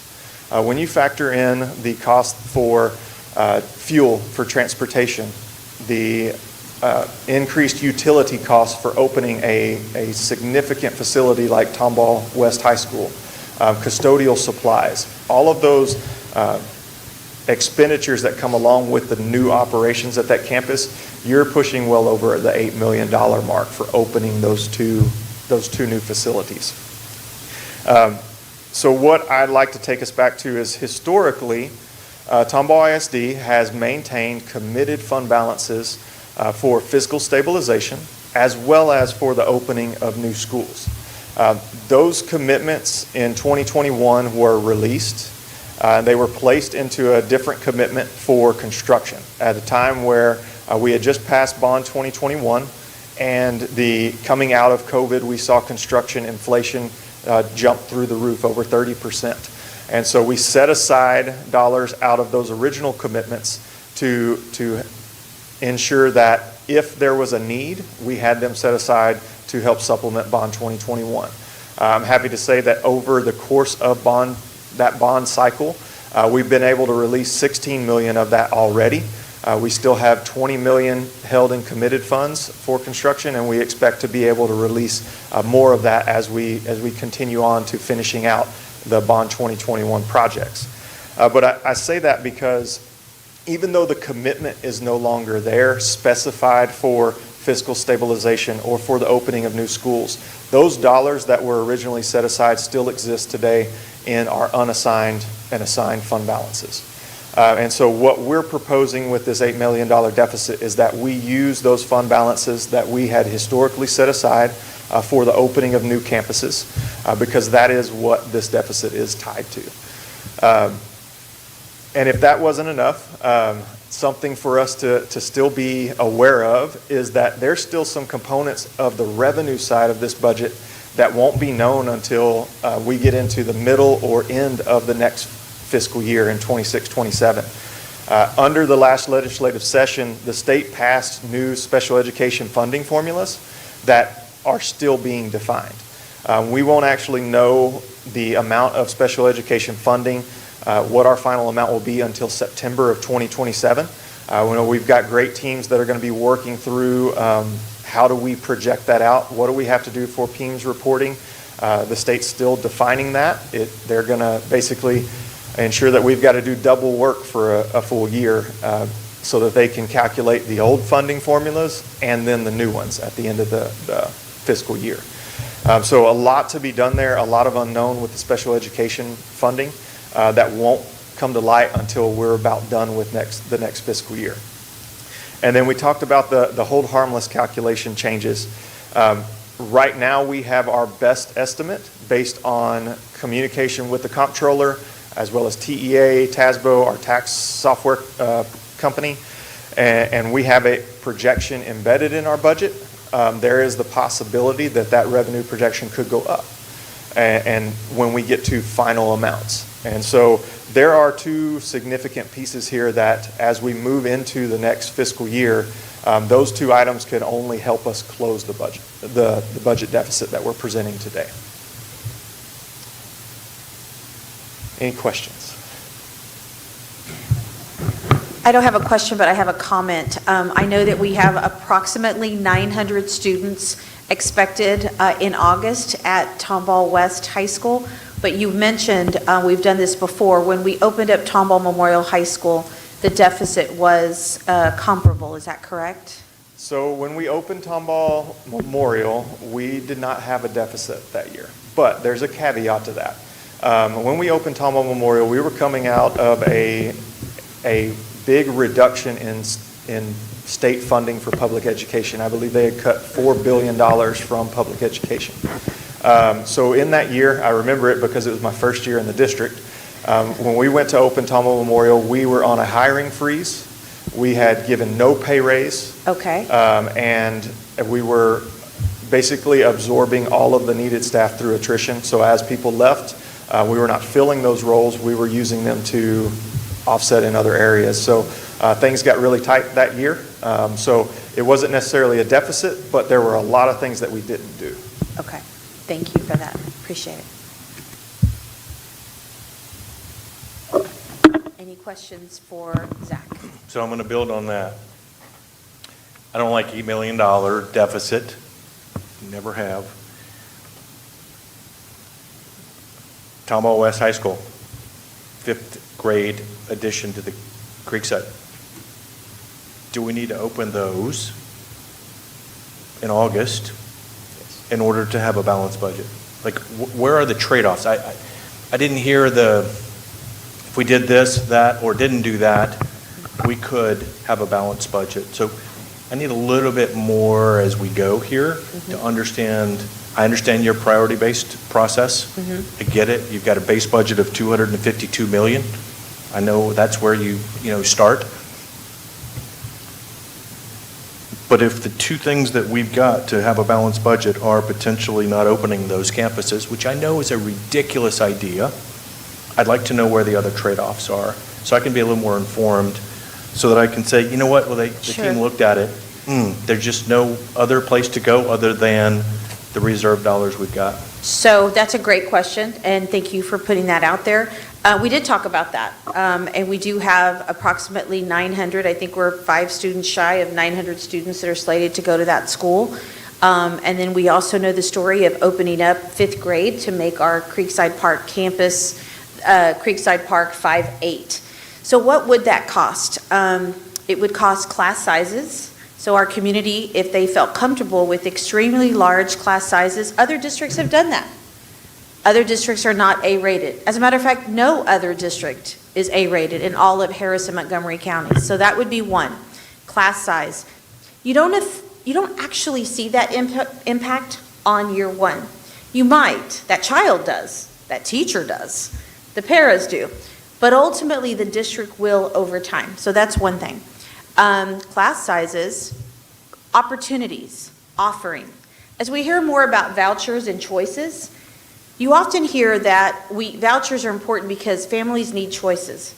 Public schools offer choices. I don't need to list the litany of CTE opportunities and different things that we offer, whether it's advanced placement or dual credit, or the literally book this thick of all the CTE offerings that we offer. But perhaps we don't offer all of those robust, exciting programs that families are used to. We recognized excellence in education and athletics and fine arts. Maybe we don't have athletics in all areas. Maybe we don't have fine arts in all areas. Now, those are things, I'm just saying, those are things to be considered. Those are things we've talked about. Those are things that cost money. But those are also the things that make us Tomball ISD Destination Excellence, because our students are excelling in the classroom, in athletics, in fine arts. What else could we do? We could reduce staff. We could do a reduction in staff where we say, if anybody goes out, nobody will come in. Or look at a position We don't like what you're saying. I know. so- I don't like what I'm saying. The mic just cut out. I mean, those are, I think you understand where I'm going. And they all, an $8 million deficit, trust me. I've lost some sleep over this, but I also trust the young man standing up there. I trust the committee that has met multiple of times. I trust the work that we've done together. I trust this community will understand because we've been through some hard times. We continue to talk about safety. Would we cut back on things? No. There are things, non-negotiables, even when there's additional requirements. Tomball ISD has always met that and still excelled. And so to your question, that's a very long-winded answer. I have a lot more I could say, but I think you understand. We have talked about everything. I know this team is tired of just the what if, what if, what if. I am not comfortable with an $8 million deficit. I never will be, but I am comfortable that we will be fine because I believe in this district, I believe in this board, I believe in this team. I don't always believe in what the state is doing to us. I don't always like it, but I do believe that we will continue to thrive. We will continue to be destination excellence if we stay the course and do what we've done, what has worked in the past. So Michael, can I So let me just, Yeah. let me jump in there and say, my request ultimately is, help me understand what those trade-offs are so I can be informed so that I can support or not support. And some of those things like security, I'm not going to concede on any decisions that we have made up to this point. But what are those trade-offs for the $8 million? Because I think it's important for us to go through that discussion. And in the end, I may align with what your proposal is. I just need to kind of go through it because I'm not on the committee and I haven't been in the conversations. So I'd like to understand what's it going to take to get to a balanced budget. And so I put forth two very extreme ideas, which I don't support, by the way, but that's what Zach highlighted is essentially $8 million is as a result of opening up our 2 new schools. So, John.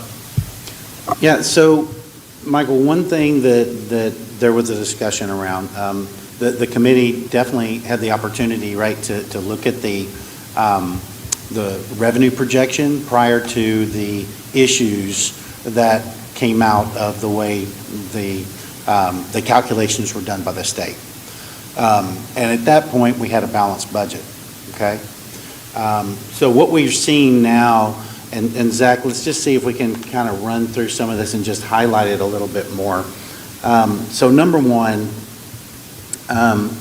we're showing a deficit of 8 million, correct? That's correct. Okay. So while we have funds that can cover that in fund balance, so it's not debt, it's just a deficit, and we've been saving these dollars so that we can use them when the need arises. So we have the funds to do it. Yes. Just on a 12-month fiscal basis, it would be a deficit, right? That's correct. Okay. Now, if we go back and we look at funds that we have not included on the revenue side as of today, but have the potential of getting in the future, then you itemized at least 3 of those. First off, is it correct to say in respect of the SPED dollars, that in September of 27, we will figure out what that number is, and that the state will then correct, if you will, this year and the next year? So the new SPED formulas will impact 26, 27, and moving forward. So yes, when we see that final number come in September of 2027, what they'll do is they'll do a settle up.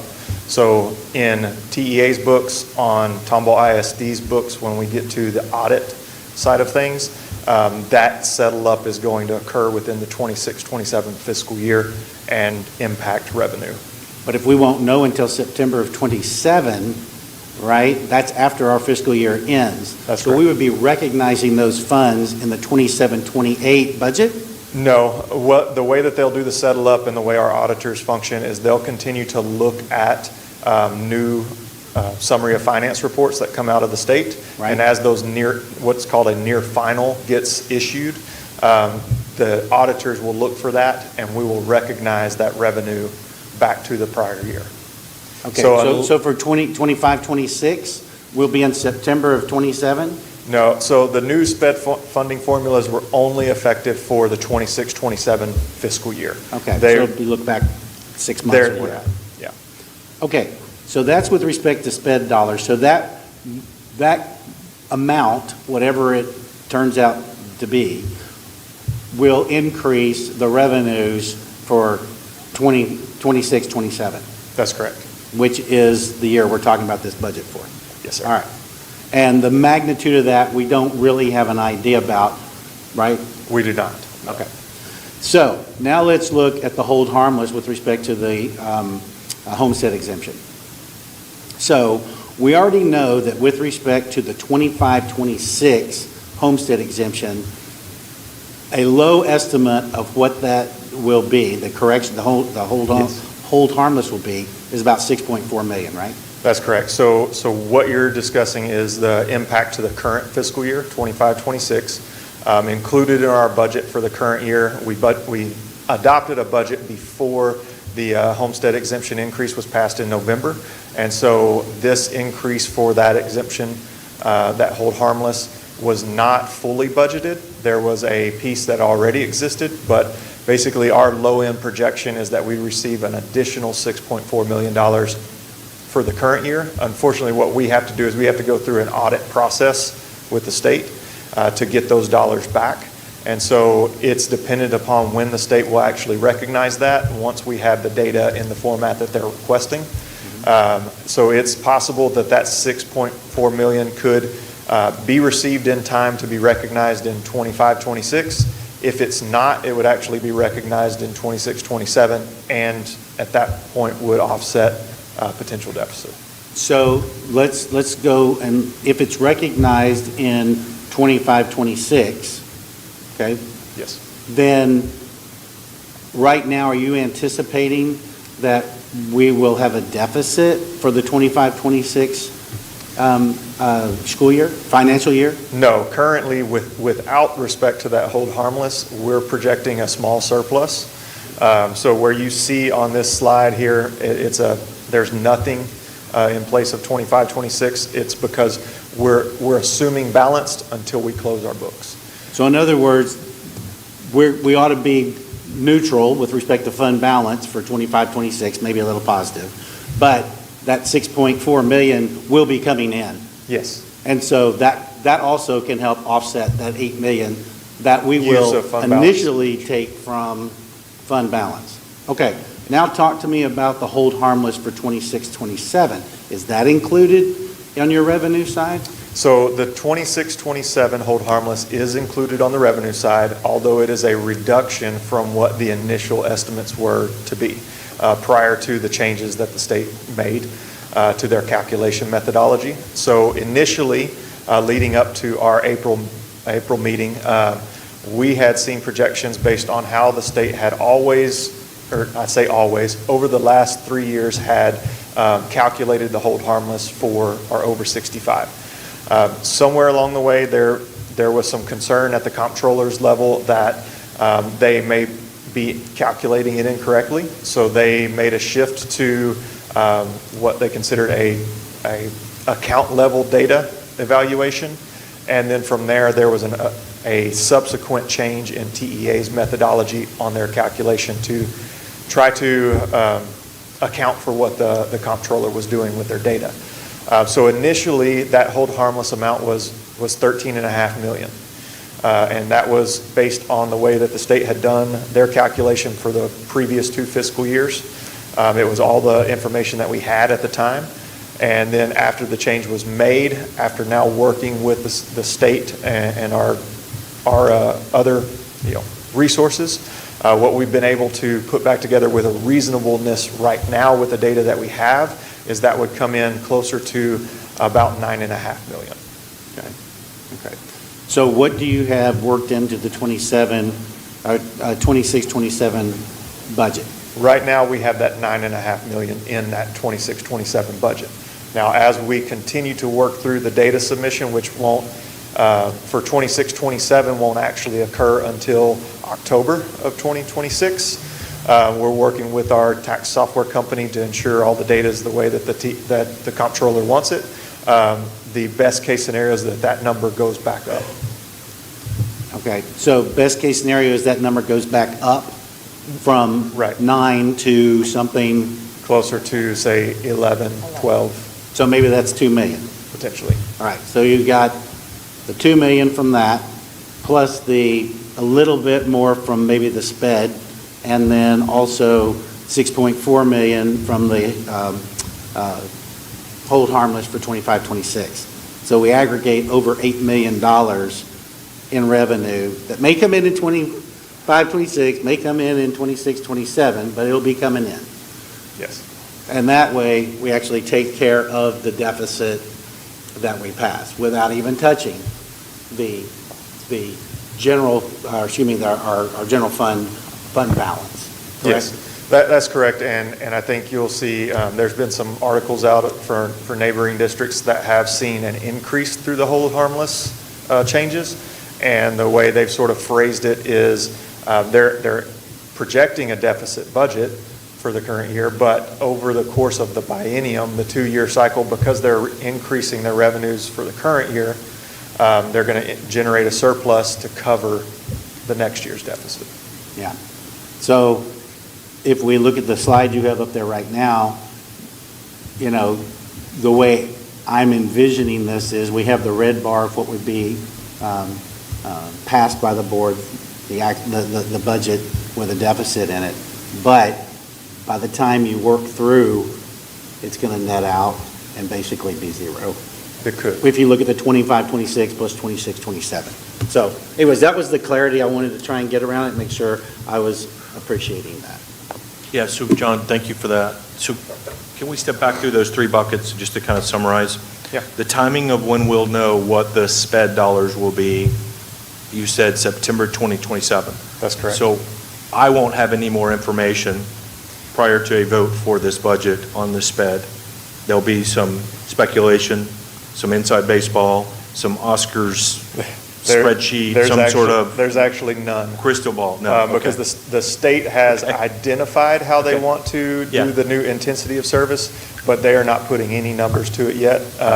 There is a way to begin working through the PEMS coding and potentially see that, but it's going to take working through that over the course of the I got next it. year to do it. Second bucket, hold harmless. John, I think you called it hold harmless, but the $6.4 million? Yes. When will we know what the timing of that? Will it be prior to the board needing to vote on this? It will not. The final on that will not, because we have to go through an audit process with the state, with the comptroller. Okay. And there is, they really have no timetable on how they have to respond to that.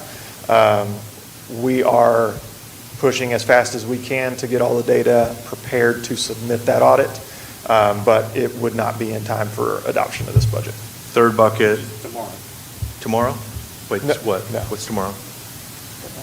The vote on the adoption of the budget. Next month. Oh, next. Next month, I'm sorry, next month, right. Let's say tomorrow, better not be. Sorry, right. Okay, third bucket, I scribbled down $2 million. John was talking about a potential $9.5 million. There needs to be a data set scrub, potential $2 million. What was the timing of that? So the timing on 2627, we won't know that exact number until we submit our freeze data to the state in their state report in October of 26. So between now and next month, none of the three buckets that John's highlighting will help inform, can we potentially place a bet on better than $8 million? Correct. Deficit, okay. I guess my request still stands. From a taxpayer perspective, man, I want all those dollars, and if there's a deficit budget, a surplus budget, what have you, we're still doing right according to the taxpayer, but ideally, what's it going to take to pass a balanced budget for 26, 27 is my request. Where are the trade-offs, despite the timing of all those three great things you highlighted? I had one other question. Capital lease. On your pie chart for capital lease, what are we leasing these days? Are those the portables? No, those are actually copiers. And so that requirement to book it as a function 71 for capital leases, that's coming from that's a GASB statement, the Governmental Accounting Standard Board requirement for us to record them in that nature. Got it. Just last comment, I really appreciate the work that you've invested in that fiscal stabilization slide. You've been working on it the last couple of years, and I think it's a really good slide to show our journey and to articulate the trade-offs that have been made in the past. So thank you for putting that together. Sure. Thanks, Dr. Z. Thank you. Can you go back to the slide that had the new staff allocations netted against the current two high schools?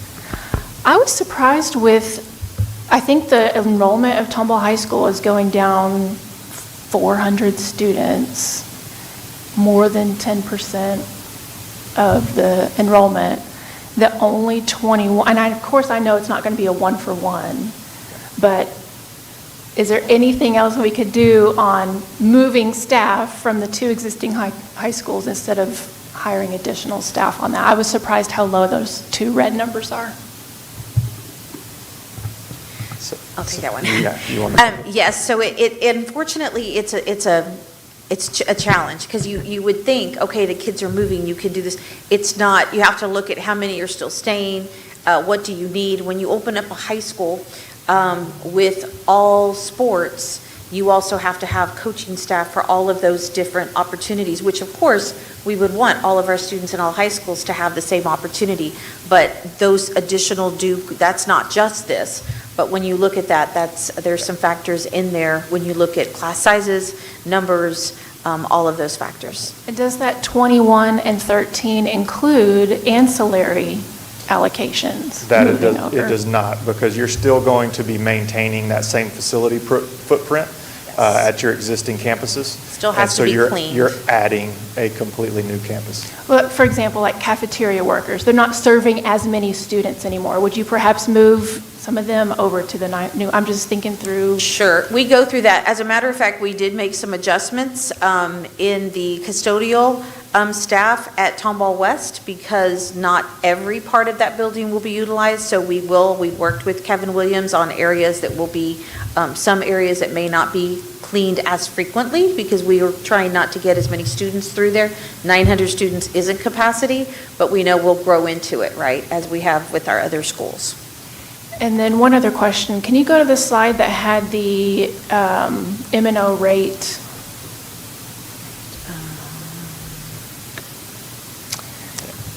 You know what I'm going to ask? Yeah. Is that our ceiling that is required by the state? So on the revenue side, is there even anything we could do on the revenue side? So it's sort of a loaded question, but on the revenue side for the M&O, if you're asking about how do we increase it, yes, there is something locally that we control, but it's not an option that we want to choose. And that is what we've seen other districts around us do, and that's a VATRE, which would be a tax rate election to increase the M&O. The number you see here on the tax rate that's shown on the screen, that's not necessarily representative of where we're going to be when we get to September. We need to get our certified estimate in to know what the actual growth of our tax base has been. Based on the growth of the tax base as well as mandated compression from the state, there's likely going to be some change in that M&O tax rate. But if you're asking if there's any leeway to change anything there, we're still going to be mandated by the state to set the M&O at specifically what they want. So the answer is we don't know. We That's have not to right. adopt a budget of how much we are going to spend for next year when we haven't even been told by the state where we're allowed to set our property tax rate. That's correct, and that's just the timing of the cycle. Thank you. Which is true with a lot of these numbers, like Dr. Pratt pointed out, right? Yes. We don't have the funds in hand before Is- we have to adopt the budget. So let's talk through that.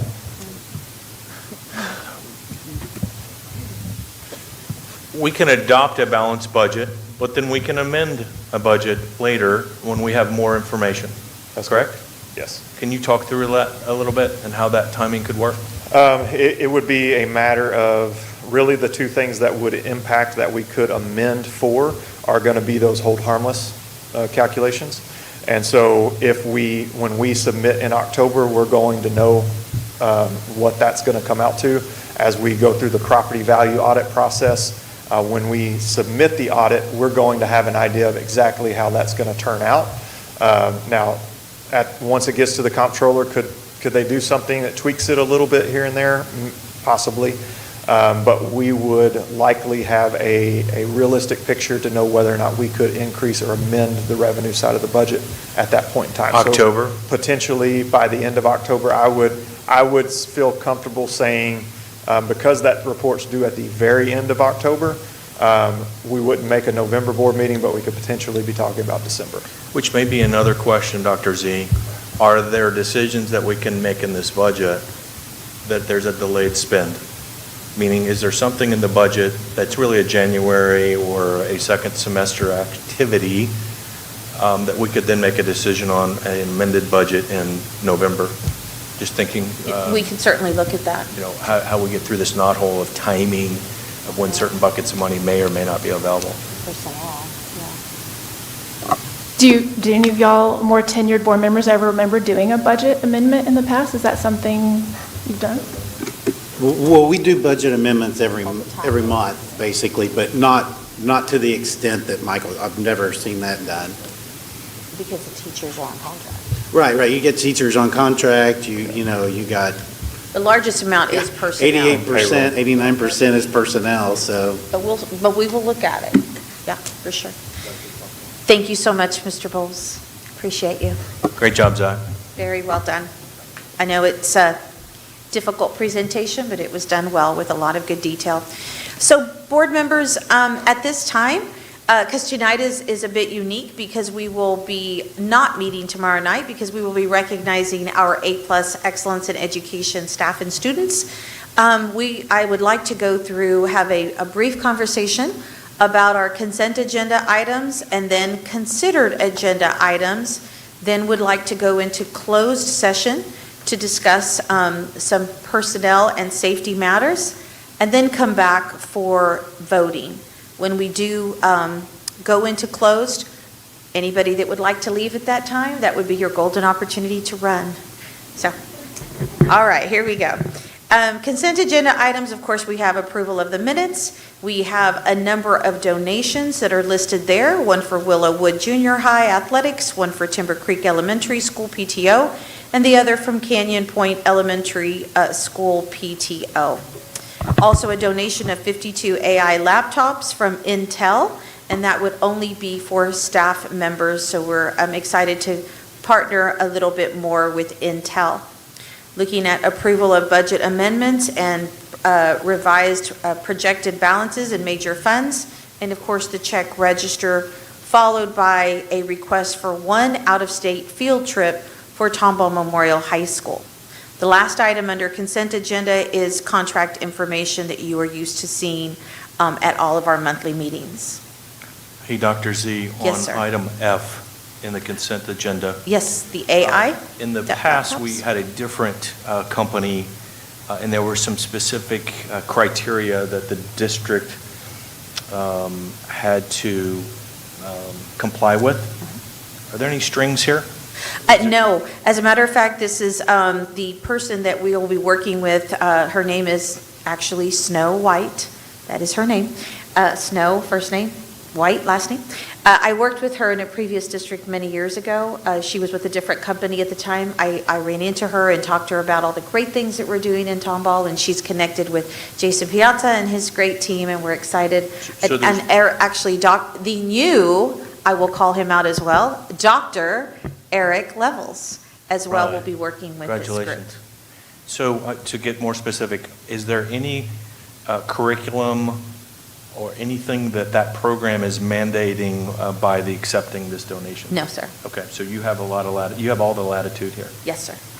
Second thing is on the out-of-state trip. Is that a typo? So May 17th or 18th, 20th, is this for next year, or this is like in a few days? It actually is in a few days. Okay. And I think it was a late request. This is because actually a they- recognition. This is Okay. the second year Just that making we've sure I been understood the time. invited, and we received that notification late, but this is no cost to the district as well. Right. They are recognized, and so they are brought to, yeah, so very excited for the Tomball Memorial High School cheer team Thank you. and their partnership with St. Jude. I love that they give back so much. Moving into the I was consider. also going to ask about the AI laptop, sorry. Yes. What is the commitment as far as the length of time? Because I know it said. The length of time? Yeah, committing to the program, it did say we're committing, resources and time to do their initial program. What is the time commitment that we're pledging to do the program? I clicked on it said for more information about the Intel's program, and I went through The all that. time as far as they're for staff only, so it's the time to utilize the device to learn the opportunities and I am not as tech savvy in the utilization of AI, so I'm sure being able to figure out ways in which that can be utilized to help. The whole idea is to find ways to reduce the workload of a teacher. So I'm sure there will be some conversations and meetings, but there's not an ask of what we must do. Is it a 1-year program that's I think it's a partnership they'd like to see us continue to grow if we find these devices to be useful and helpful.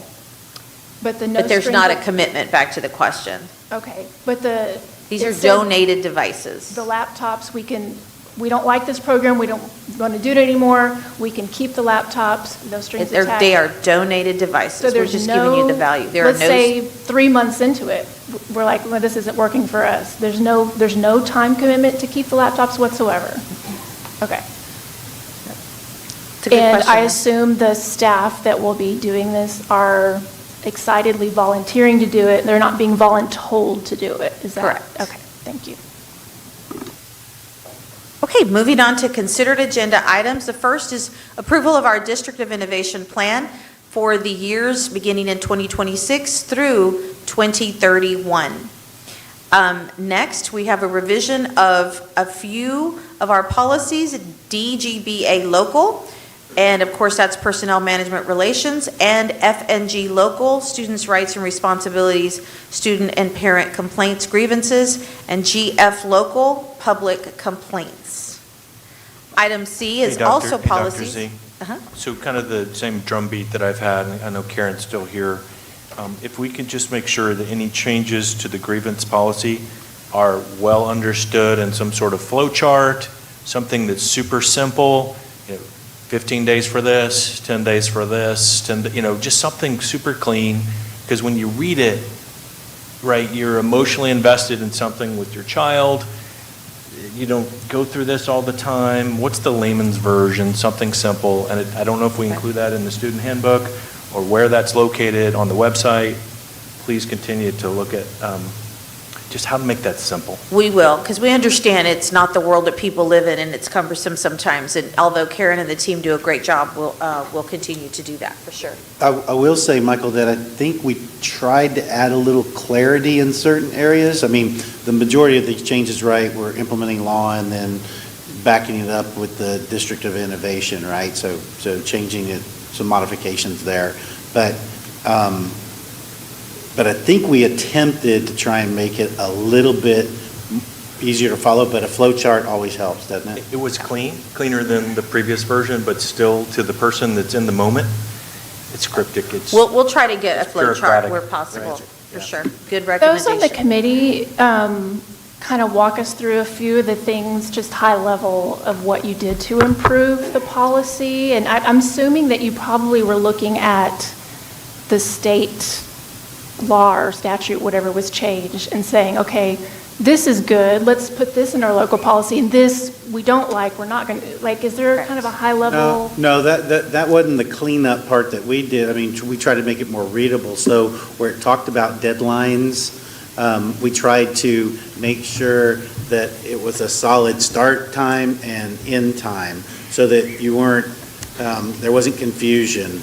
I think this was also the place that had district days and talked about days and district days and business days, and so we tried to conform that so that it read better and wasn't confusing. So those were the things that we were doing. If it was part of the state statute that wasn't able to be modified by the District of Innovation, then we didn't change that. If we were driving towards the state statute and it wasn't something that was being exempted out by our District of Innovation, then we left that language alone, except to the extent it made it more explanatory. So for example, I know one of the intents of the state bill was to allow parents or an employee grievance more time to amicably resolve the issue before filing a formal complaint. And I noticed y'all added something alluding to that. Like I think it said we're still encouraged to continue to try to resolve it, and then informally, and anytime you could drop the formal grievance.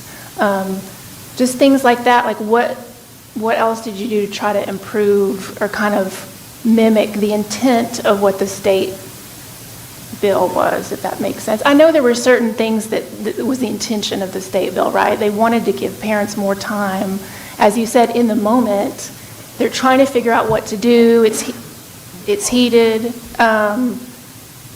Did we give parents a little more time? Because that seemed to be the pervasive complaint across the state, that parents are struggling because they're trying to figure out, they don't even know a grievance process exists, right? They're trying to resolve amicably.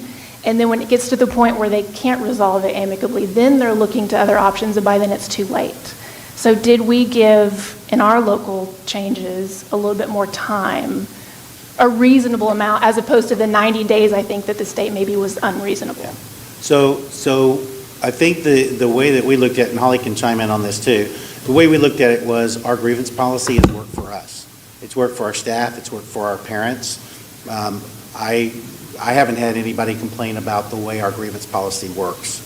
So from that standpoint, that's where we started was our policy works as it has been. So then what we did was, okay, to the extent state statute changed things, that was incorporated into it, right? But the time periods that we have been reasonable and they've worked. They've furthered, settlement early on rather than having, like you just said, 3 months later before you can get to the next step. So since there hasn't been an issue, that was kind of within our district, that's where we started from. Okay? So yeah, it was made more clear that you can always continue on the informal route, right? But that doesn't change the fact that there's a formal process. And so there are time frames that the formal process sets up.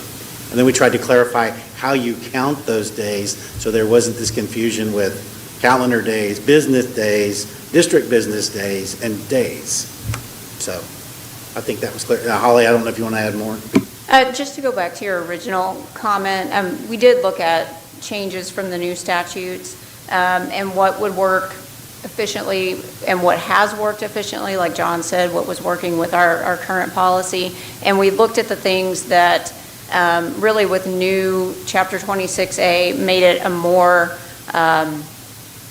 just a more difficult process for parents and for the district together. There are some, I know you're talking about the deadlines as far as being able to file an initial complaint, but then the state also extended the deadlines in between the different levels. And so now it's a longer period from when the hearing happens to when a decision has to happen under the state law. And so we went back to what we previously had because it was a shorter time period. So we identified what provisions were in the new statutes that really prevented us from being able to handle grievances efficiently and timely. And we went back to the language in our previous policy in those few areas that you see on the DOI.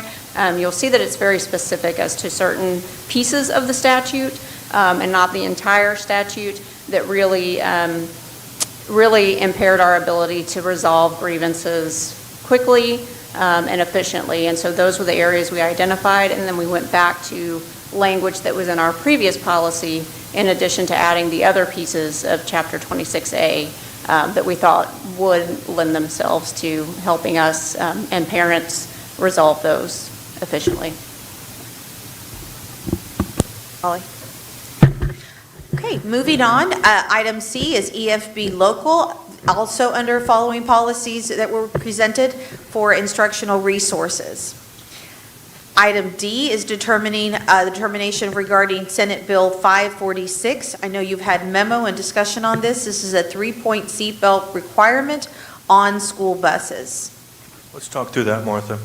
Yes, sir. So if I reflect on the presentation from last month, we have 103 buses that are, I'm going to use the word compliant, that's probably not the right word, that don't have 3-point seatbelts.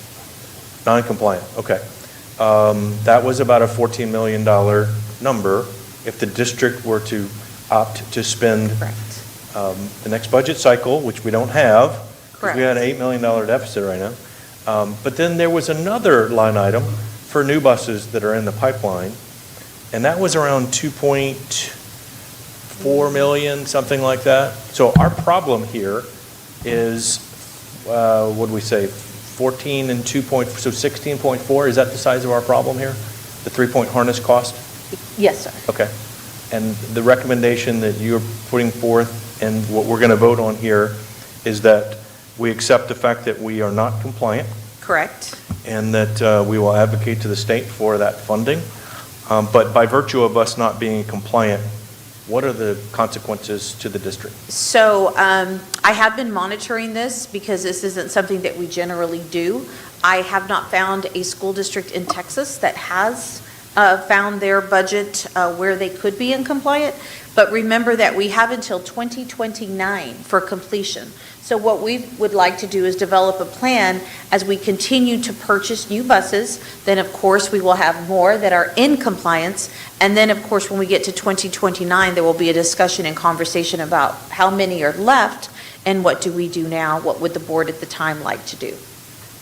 And I had a request last month, and I'd like to draw it out a little bit more. The Yes, answer sir. to my question was, how many injuries have we had as a result of not having seatbelts in any of the bus incidents that have occurred over the course of time? Can you answer what that question was, or Dr. G? I believe we have not had any. That is correct. To our- Zero injuries related to our buses not having seatbelts. And what period of time was that? For the last 10 years. So in the last 10 years, we've had zero student injuries due to a lack of having a seatbelt on those buses. Absolutely, yes. Okay. And probably extends further than that. Another request to look at the last 10 years. The data that you dug into for the last 10 years shows zero students. That is correct. The other thing we've discussed is although it is a requirement, right, in a car, there is not a legal requirement for a child to put the seatbelt on, even if the bus has it. I will tell you, it is rare to there are very few students actually putting their seatbelts on. Yeah. So that's a just different problem. the reality. But our data shows last 10 years, zero. And our ridership roughly is 45%? 50%. 50% of our student population rides the bus. Okay, thank you. And Martha, I think that the data that Stephen's referencing, wasn't that in a memo that Yes, you all that sent went out out. a little bit back, a little while back? In your Friday update. On the Friday update? Okay. But that's good. Because that was, I think there was a chart in there that kind of went through It that, showed right? you year by year, down to up to 2029. Yeah, okay. Good point. Sorry, can we go back to the library policy? I did have a couple questions about that. We didn't talk about that back in March. So I wasn't aware that the library was going to be added to the District of Innovation Plan. It was posted 30 days ago, but I wasn't notified of that until just a few days ago when it came with my board materials. So I'm just trying to understand it and wanted to ask, like, where did that idea come from, and what's the intention or purpose of adding that to the District of Innovation Plan? So the opportunity to do that, to put this under District of Innovation was there, and there was a conversation with the committee to look at this to see if this is something that we would like to do moving forward. And coming out of committee, it was the recommendation, of course, with strong stipulations that we believe in reviewing, having the system of what we currently have, but continuing to be very cautious and careful, considering community values, community expectations in the books that are purchased, the books that are put on the shelf, or books that are on the shelf existing. When you say committee, the policy committee? Correct. So looking at the flow chart, I agree, we add more carefulness, and we're adding, splitting acquisition requests into library material and sensitive material. Correct. And then we're adding perhaps an easier mechanism for parents to opt. I'm sorry, I didn't understand. Perhaps an easier mechanism for parents An easier mechanism. in Home Access Center to opt out of sensitive material. Always want for parents, we That's do not new. plan Is to that remove new? that. No, parents have had the right Okay. to opt out. Well, it looks like. No, Dr. Z, what this innovation plan does is, number one, it does identify for parents when books are released for acquisition to the public. It helps differentiate the books to raise awareness for parents to understand which ones are sensitive. That's number one. And then number two, if the books are acquired, those lists of books that are identified as sensitive would go into HAC to, again, raise the awareness of the parent. These books are developmentally appropriate. They meet all the tenets of our policy, but they may also include mature topics that we would want to point towards a parent, then they can make that decision based on their values if they want to opt out of that list of books in entirety, or some of the books, or one of the books. And then they continue to have the ability to opt out of any other book in our collection. This plan also keeps the board in the process to be notified immediately within 5 days if there's any challenge of any book. And then number two, this plan also keeps the board in the loop if there are any appeals to any challenged book in which the parent is not in agreement with. The appeal would come directly to this board. Okay. So the Home Access Center opt-out, that is new? That is with new. this That's plan? part of this Okay. plan. And that'll be helpful. And who is going to be in charge of identifying what goes on the sensitive material list? And how will that look to me as a parent on Home Access Center? So we will further define the regulations and the process in our student handbook of what a sensitive book is.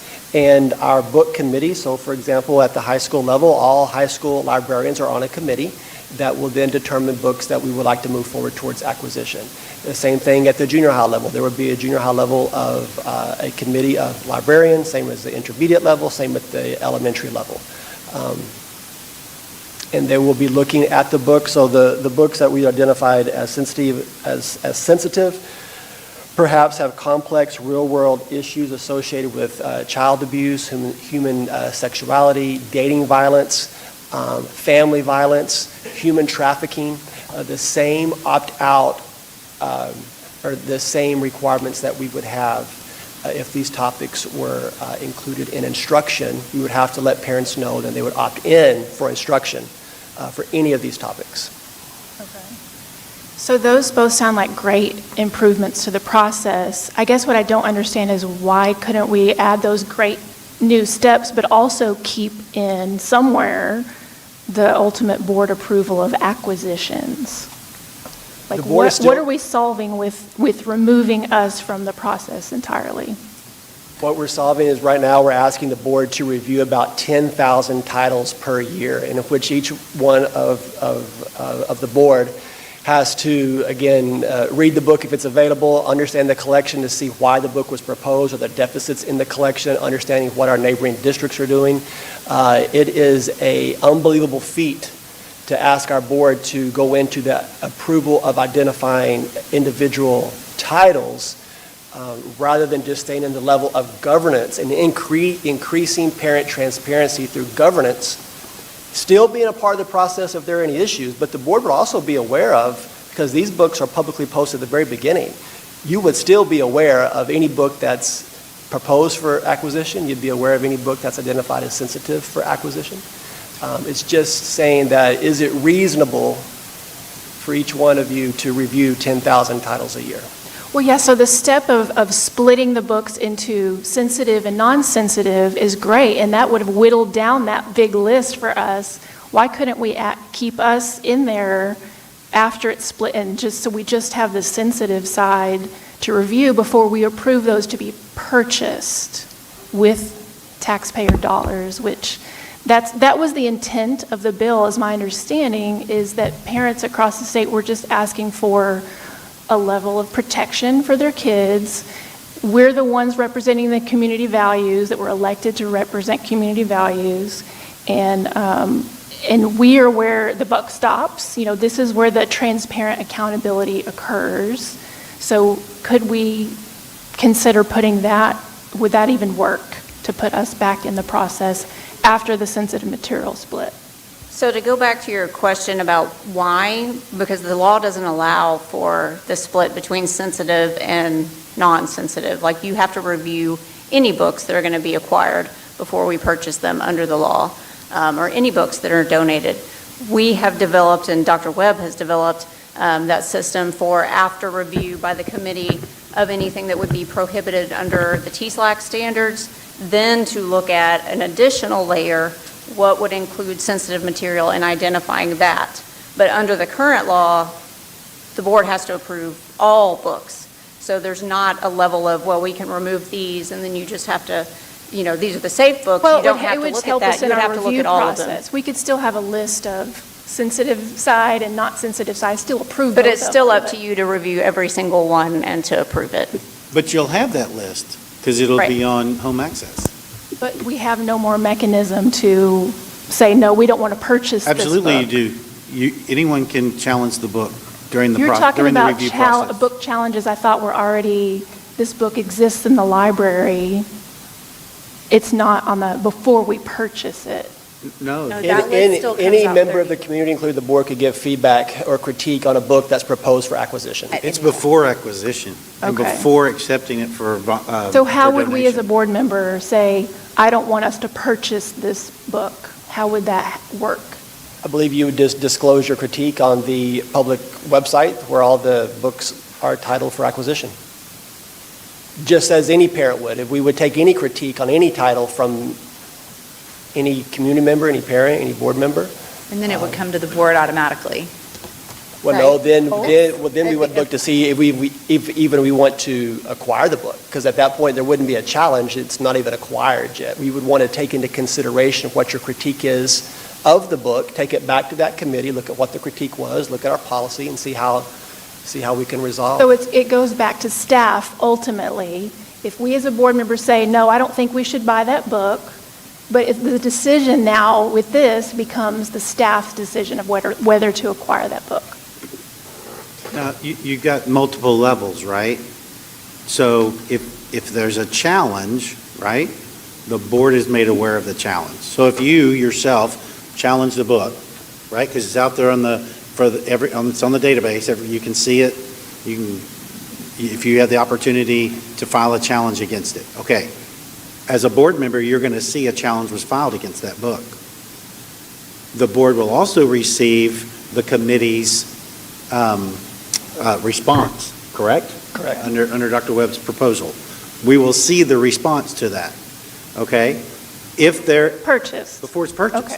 Because there's still a whole nother level, right? Because if you don't agree with that, you, as an individual, regardless whether you're a board member or not, can then appeal it. And the appeal comes directly to the board, right? All of that happens before it's purchased.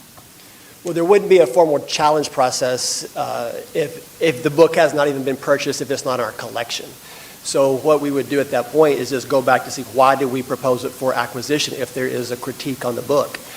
Just as we've done with critiques of the book this entire year. We're taking them back to the committee. We're trying to understand, what the critique is. And then we would then either post it on that next month's acquisition list or not. Then inform the person that made the critique what the resolution was. And who's selecting, you said we will receive the committee's determination on that book. Who's forming the committee? Who's selecting the committee members? Our titles or our books that are being selected are selected by a library committee made up of librarians for the acquisition. Okay, so there's no parents on the committee at that point? Who's the committee if there's a challenge? Is that what the question is? Well, I'm trying to understand, but Mr. McStravick says there's an opportunity to challenge before it's acquired, and that determination will be by the committee. I'm just asking who's on that committee, who decides who's on that committee? Are there any parents on that committee? Well, as a part of our policy and on the flow chart that we provided, anyone can be a requester. Anyone can request a book to be in our collection. It could be a librarian, it could be a parent, it could be a community member. On the flow chart, if there's any critique of a book that's being proposed to be acquired, it goes back to the requester. And then you see on your flow chart, the first step is the requester. Then we look at the collection standards. We relook at the collection standards. It works through its way back to that then library committee to look at the book again. Didn't really answer the question. Who picks who is on the committee? Are there any parents on the committee? The high school committee has all high school librarians. The junior high committee has all junior high librarians. Okay. The intermediate has all intermediate librarians. So the librarians, that is the answer to your question. Any other questions at this time? Okay. I've discussed the next item, so I'll move to E, which I do want to clarify. Yes, sir. Ultimately, though, if there is a rejection of a book or someone has a complaint against it, at the very end, ultimately, doesn't the board still have the ability to say yay or nay?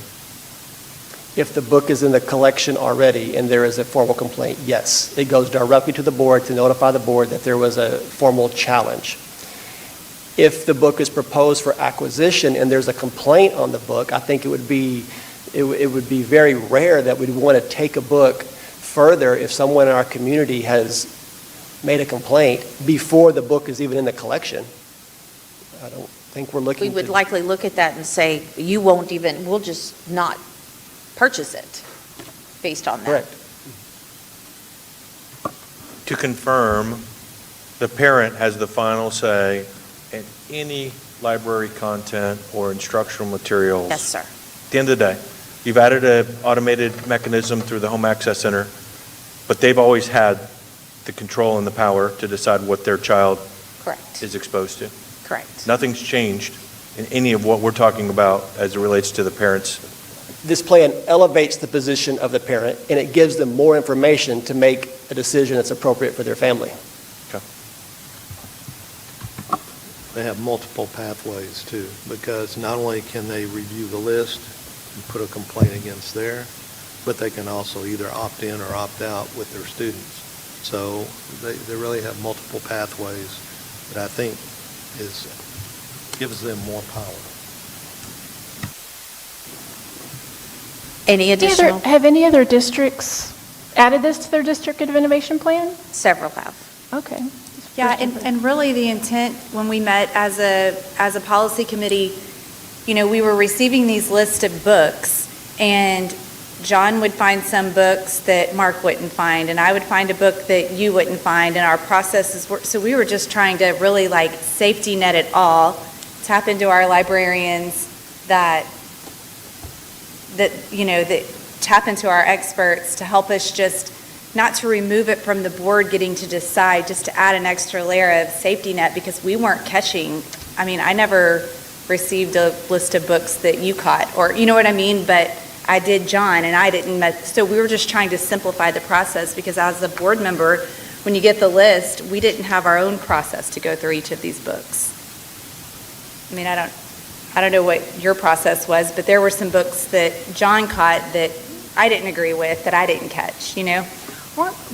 What part of the reason that the lists were so long was because we were approving books that were already in classroom libraries, and it was kind of a backlog, and the thought was the list would be a lot smaller once we got through all the classroom libraries. Yes, it'll get smaller.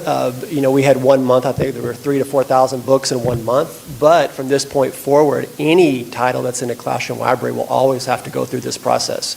So we have established a baseline with our current libraries. We believe all the libraries are now in compliance that are in the classroom, but we'll continue, any new title in any classroom library will continue to go through the same process. There will be fewer, but there will still be thousands of books every year. Any additional questions?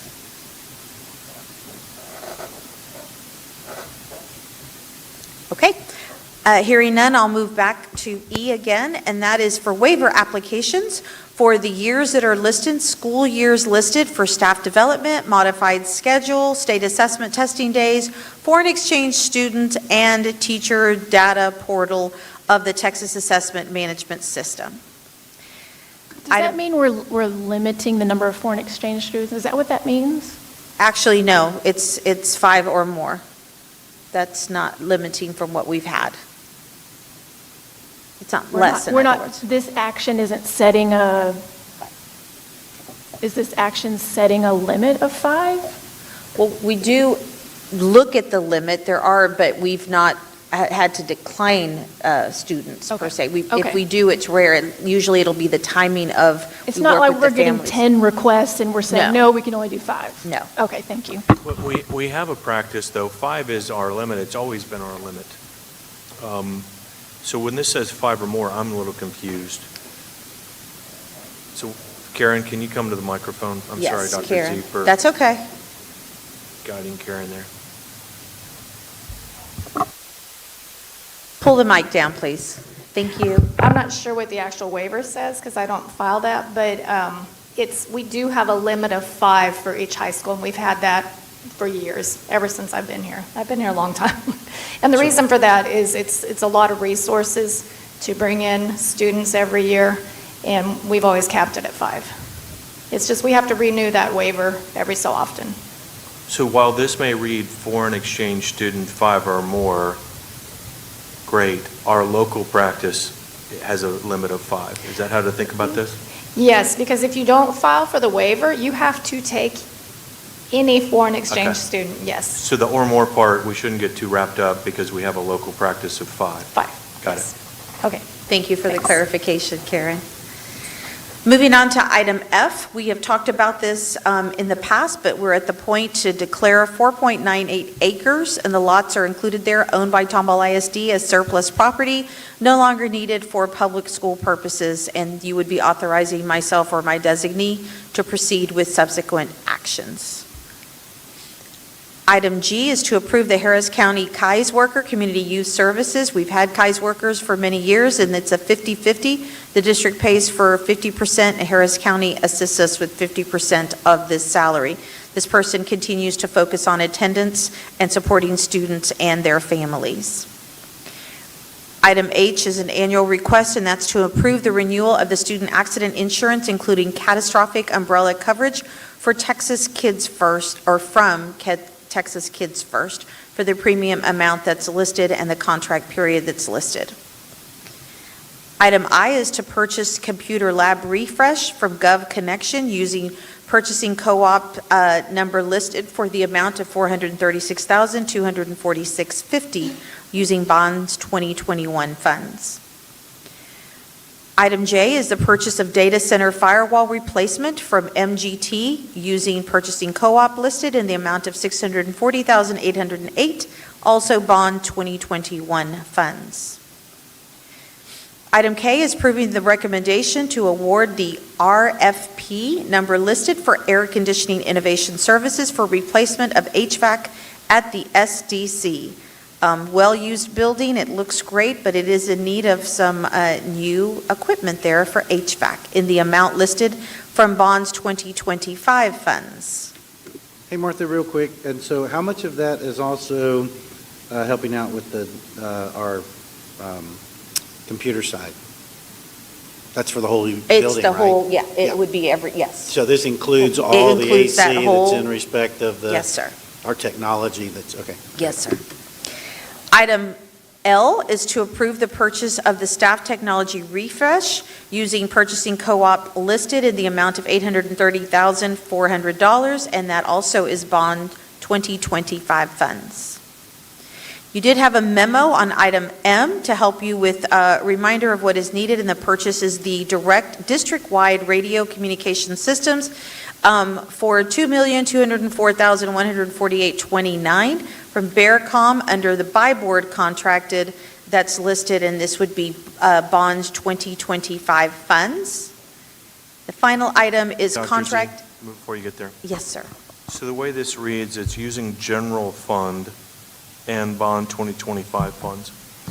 I thought this initiative was all under bond 2025, so thus we wouldn't be using general funds. Can you clarify? Yes, Mr. Bowles? I'll take that one. There is a portion of the proposal that includes a 10-year service plan that we can't prepay service plans with bond funds, so that's where the general fund kicks in. Thank you, Zach. And the final item for tonight is to approve the employment for professional staff, and that's the contractual that you are used to. And you have approved teachers, but these were, I believe it's 2 to 3 that had additional certifications that are now complete. That concludes the meeting for tonight after closed session, and I turn the meeting back over to our president. Thank you, Dr. Z. At this time, the Board of Trustees will now convene in a closed meeting for the purpose authorized by the Texas Open Meetings Act, including but not limited to the following sessions and purposes. Texas Government Code 551.071, consultation with board attorney regarding all matters as authorized by law. Texas Government Code 551.072, deliberation regarding purchase, exchange, lease, or value of real property. Texas Government Code 551.074, deliberation regarding appointment, employment, evaluation, reassignment, duties, discipline, or dismissal of a public officer or employee. Texas Government Code 551.076, deliberation regarding security personnel or devices.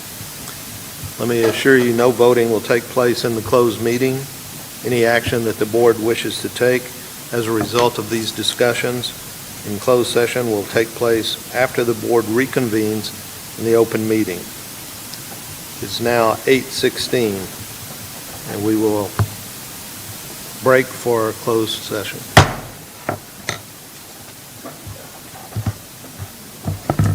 Martha, these medals are from what? Is it volleyball? Volleyball, yeah, volleyball. You can see it in the back, but it's not the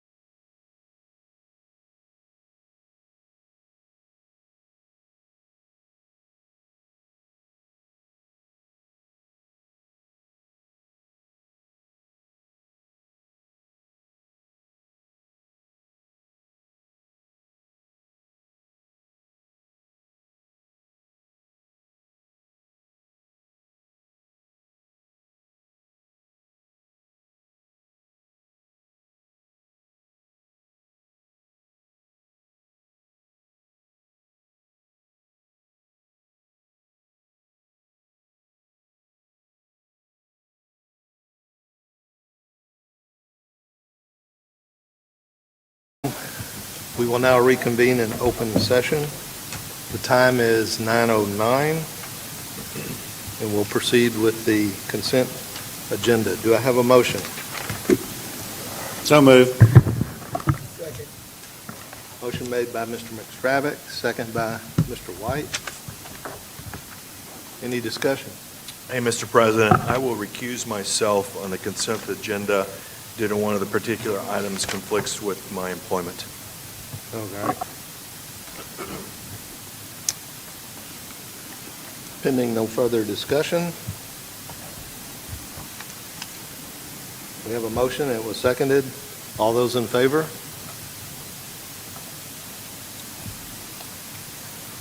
Motion carries 6-1, one recused.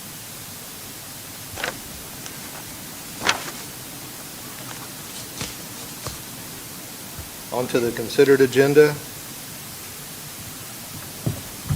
Approved District of Innovation Plan 2026-2031. Do I have a motion? So moved. Second. Seconded. Motion made by Mr. Pratt. Second by Mr. Beecher. Any discussion? This is tough for me because I talked to some people that were involved in writing the bills from the state, the grievance reform and library acquisition reform, and being on the advocacy committee for the school district, it's going to be tough for me to put ourselves on a list of exempting ourselves out of the intent of these bills while also trying to ask for more funding. And I just feel like I'm just getting caught up to the whole District of Innovation thing. I don't really understand it well enough. Wasn't involved in the process. I feel like I'm kind of getting hit all of with it in the last couple of days trying to understand it.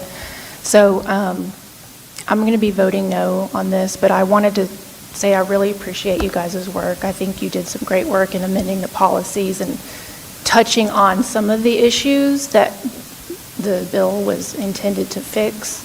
And I did go through all the red line document, and I think y'all did some good work. I just can't get on board fully with those two items right now. So I just wanted to chime in and say thank you. I appreciate all the work that was done by your team, Martha, with respect to the District of Innovation plan. I think it was well thought out. Y'all did take an opportunity to bring up some areas where there was some additional flexibility, as other school districts have done, and we were able to utilize that to keep in place what has worked for Tomball ISD in the past. And so I'm excited that we can continue those things and not change policies and procedures that don't work for us.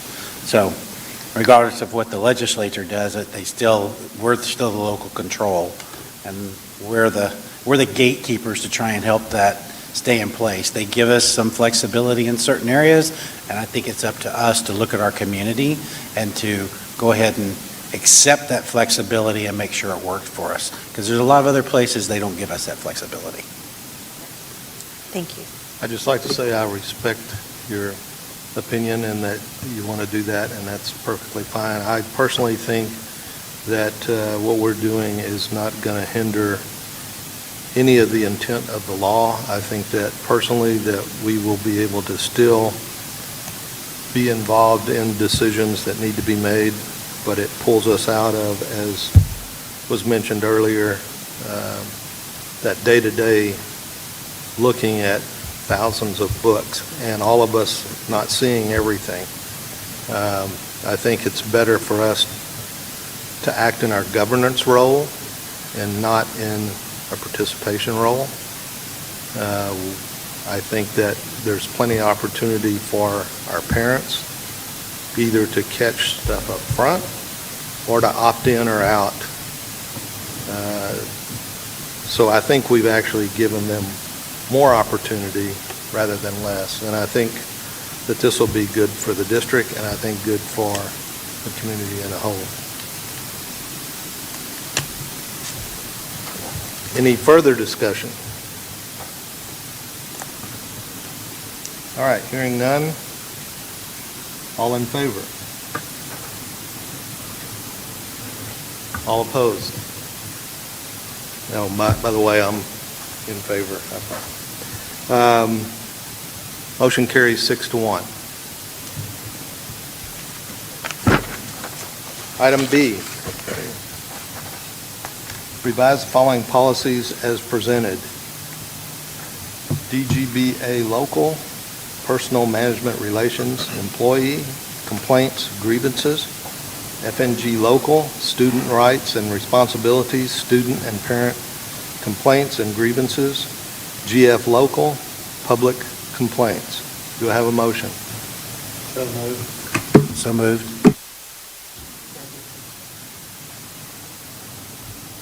Motion made by Mr. McStravick, second by Mr. White. Any discussion? Hearing none. All in favor? All opposed? Motion carries 6-1. Item C, revise the following policy as presented. EFB local, instructional resources, library materials. Do I have a motion? So moved. Second. Motion made by Mr. McStravick, second by Mrs. Bass. Any discussion? Oh, so even though I will vote no, after tonight, I will support the board's decision and try to understand the flow chart the best that I can and help any questioners to understand what they can do as parents or whatever, and try to help them understand their power as parents. So, And that's fine. If you need additional detail, feel free to reach out to Dr. Z and some of her staff also, so they can. So I just wanted to. Answer any questions. Yeah, I just wanted to chime in and say thank you to Karen and Holly. Who else? Dr. Webb, Martha. Appreciate all the time spent on this to try to come up with a process. Michael, I know that you worked quite a bit on the process itself, taking the input that Amanda and myself and Mark provided during some of the meetings and was able to develop the process and make it more robust.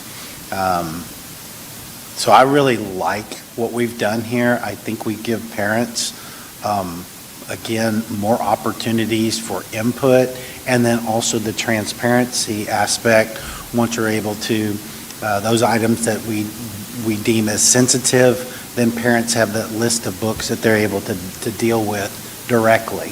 Now, they still have all the flexibility with respect to any book they don't want their child to have access to. That's still in place.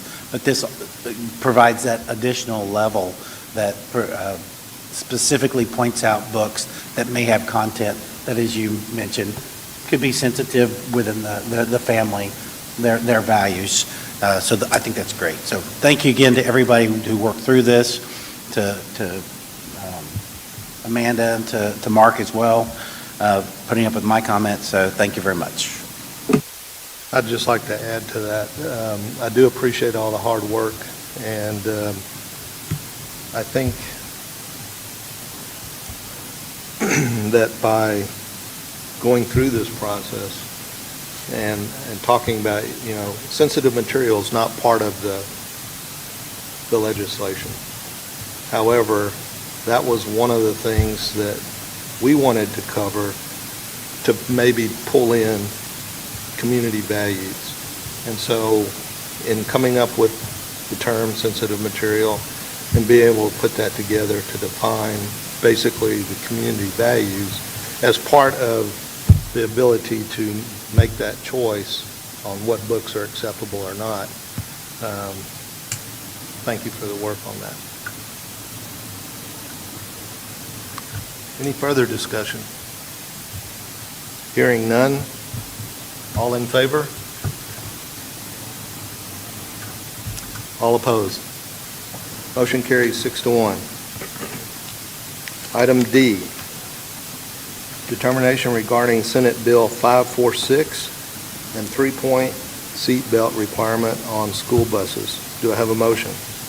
Mr. President, I move that in accordance with Senate Bill 546, 89th Legislative Session, and Transportation Code Section 547.701, the board determined that the district's current budget does not permit the purchase, replacement, or retrofitting of school buses to equip them with required seat belts at this time, and therefore vote to exercise the statutory exception provided under the law. Do I have a second? Motion made by Mr. McStravick, second by Mrs. Crackey. Any discussion? You know, if we had the luxury of $14 to $16 million, I think our feedback to the state would be very different. We don't have it. Tonight, we talked about an $8 million potential deficit in a budget that's almost 90% people, staff. And so I think this is the absolute right decision, the right message to send to the state that says, look, it makes a lot of sense. We're all about safety and security, but when it comes to priorities and choices, when over the last 10 years, we have zero students that have been injured as a result of using or not using seatbelts. Hopefully, the state will take this feedback and find funds to help us out. And so, to me, I hope we're able, through our advocacy effort, to pinpoint, man, this is something we want to do. We just can't afford it. And I think the other thing that you pointed out too, Michael, was, right now where we sit in 100 plus buses, 103 don't have the seat belts, but, we've got 3 years, and in 3 years with our current buy of buses, that number's going to be reduced to 28 by the time we get to 2029. So we're sending a message now, but it's not that we're not doing anything. We are using attrition, just not, we can afford it right now all at once. No. But by the time we get to 2029, we'll only have a handful of buses left that won't have the seat belts already included. So, If we had the money, I think there's other ways we could spend the money for safety than this, personally. But we don't have the money. Yeah, I was making the case very simple, this or that, right? Versus, hey, let's go put tighter vestibules, or, let's add SROs to every, additional SRO, those kind of things. So I agree with you. I was trying to make my analogy simple. All right. Any further discussion? Hearing none. All in favor? Motion carries unanimously. Item E, approve the Texas Commissioner of Education waiver applications.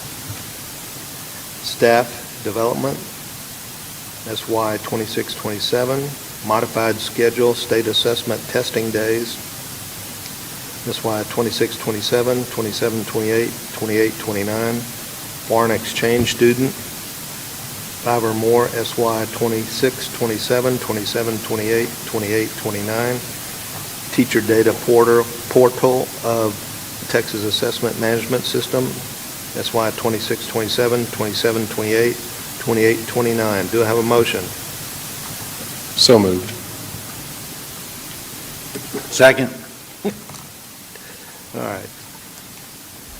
Motion made by Mr. Beecher, second by Mr. McStravick. Any discussion? Hearing none. All in favor? Motion carries unanimously. Item F, declare 4.98 acres, lot 139, Tomball outlots, owned by Tomball Independent School District as surplus property no longer needed for public school purposes. and authorize the superintendent or designee to proceed with subsequent actions as allowed by law, including but not limited to engaging real estate professionals, soliciting offers, negotiating terms, and presenting a proposed sale date to the board for final approval. Do I have a motion? Second. Motion made by Mr. White, second by Mrs. Bass. Any discussion? Let's get it back on the tax rolls. Can we ask a question about this? Because it's the sale of land as opposed to a purchase of land in open session. So purchasing land is closed session, right? For obvious reasons. Can I ask a question about, because it's selling land, can I ask it in open session? Yeah. Okay. You can discuss. Okay. If my question, I don't think it's. So, looking at where the land is, there's several adjacent owners, right, on all sides. Did we ask on the other sides if they would be interested in it too, or? Maybe The apartment maybe the question building. is, what is the process that was utilized here? Maybe that could be a question that we could ask. Yeah. What's the I don't know who would answer the question. What was the process that was utilized here? I'll defer to Zach, but I think that the first step is you have to declare it as surplus before you can sell it. So we're not talking about an actual transaction tonight, we're just talking about declaring it as surplus property. Then that gives you the ability to then proceed to try to sell it to someone. So this isn't approving the sale? This no. is just declaring it So that it can be put up for for sale. sale, basically? That's correct. Thank you. Thank you. But to close on that, when the superintendent or her designee comes up with a recommendation on to sell it, then we as a board would approve that. Correct. Later, a different vote. Future board meeting. But this whole negotiation could completely fizzle out, and it's irrelevant. So the superintendent needs to bring something tangible back to us for us to evaluate, to then determine is that worthy that we want to sell it or not, which then is a vote. Thank you, that's helpful. And Jennifer, we'll do that even with old computers from time to time. We'll declare them surplus and then junk them to, sell them to somebody for 10 cents a pound or whatever it is. But you'll see that in other instances, not just real property.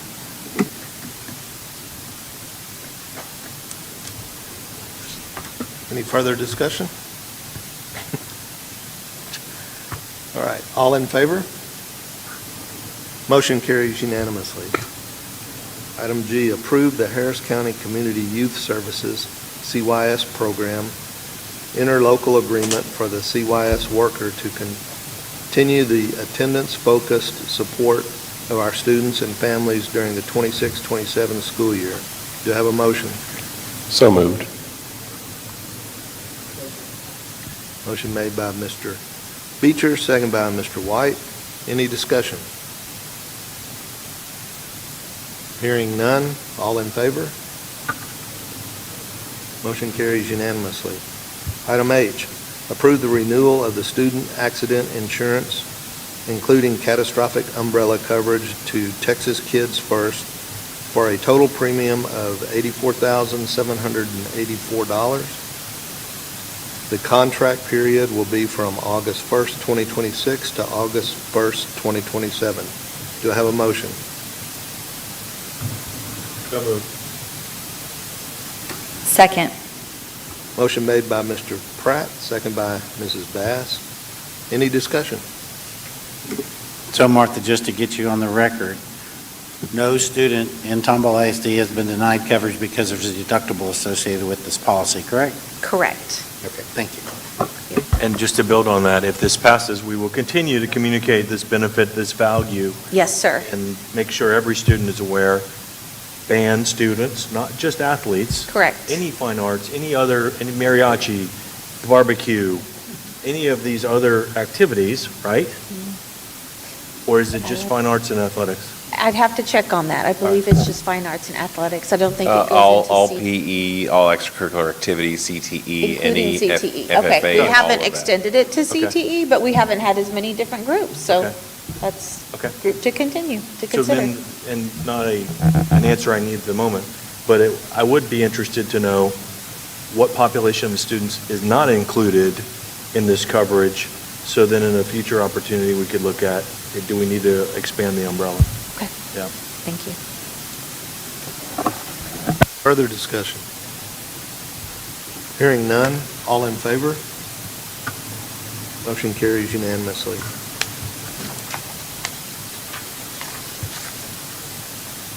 Item I, approve the purchase of computer lab refresh from Gov Connection using purchasing co-op contract DIR CPO 5850 in the amount of $436,246.50 using bond 2021 funds. Do I have a motion? So moved.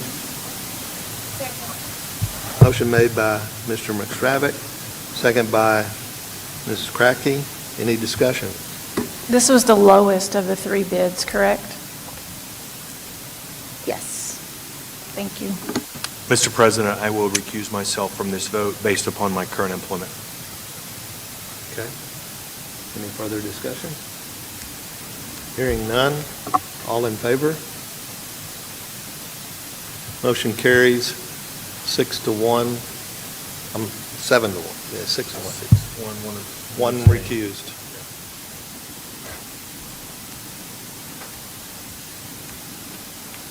Item J, approve the purchase of data center firewall replacement from MGT using purchasing co-op contract DIR CPO 4864 in the amount of $640,808.10 using bond 2021 funds.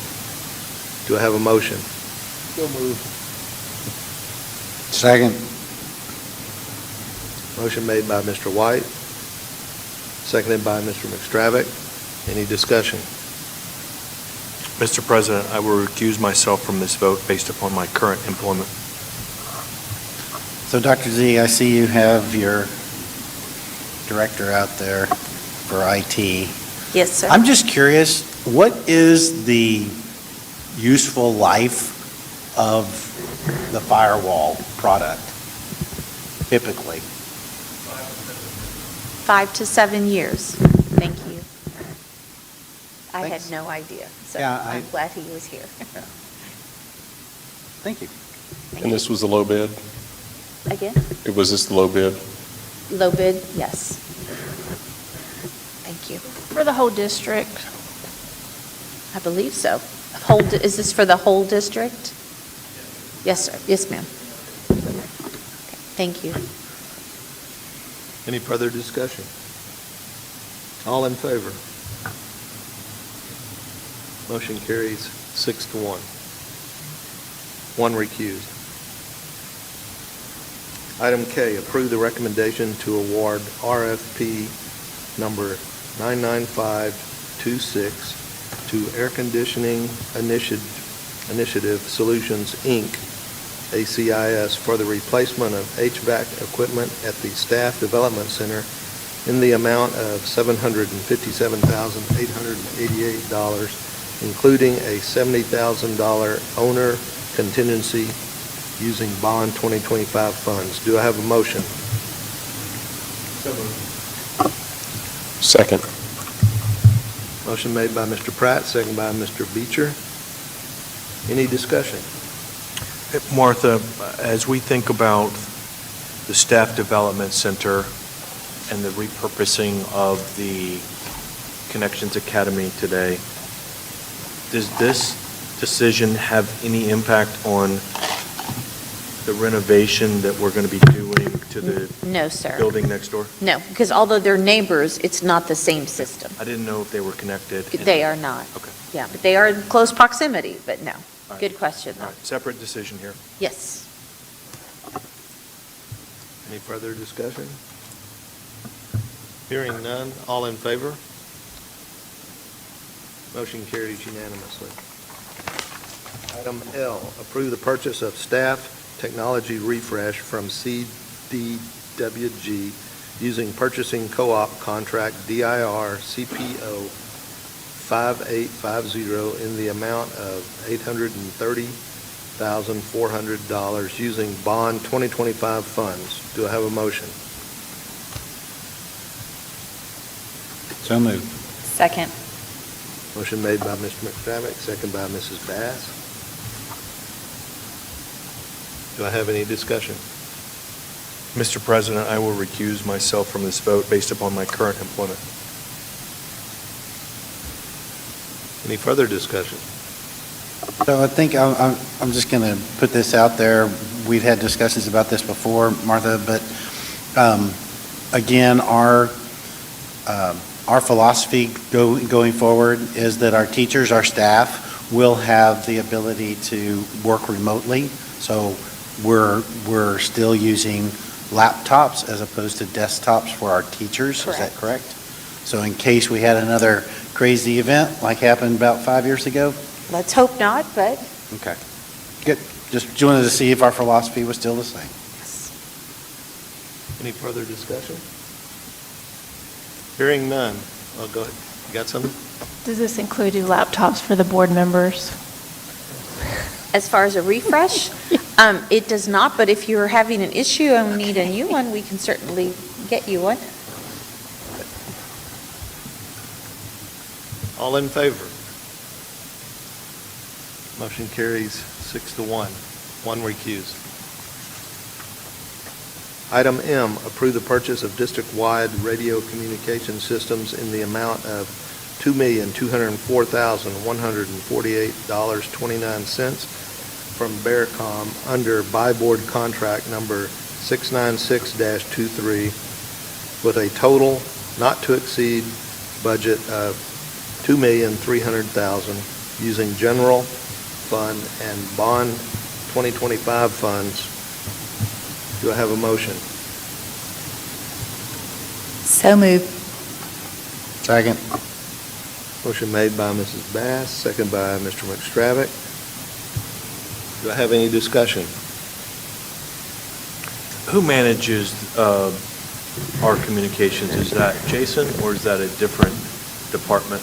Who manages it? Dr. Gutierrez, would you Yeah, like our to- safety team and in coordination with our technology, but that'd be primarily managed by individuals on the safety team. Got it. So I just want to say thank you very much for the detailed memo that you had Stephen prepare for the board. That was great. And I also want to just mention that I'm stoked that we're moving in this direction because I think it just adds so much more ability for us to have that great communication with our first responders that are broader than our SROs. Correct. And the ability to be able to communicate with those law enforcement agencies that we partner with directly.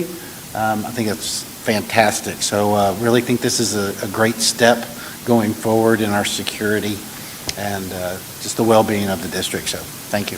Thank you for that. I think a big thank you to the board for approving and for the voters for voting, because these are bond dollars. So this was all of you supporting that.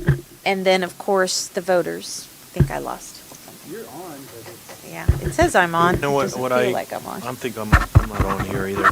I was going to say, I like the 10-year services plan that comes with this. I mean, we've got units that are 15 years old now. So to me, a smart choice here with a 10-year services plan gives us a lot of flexibility. And we've lost our microphone. Check. Yeah, it comes in and out. Test. No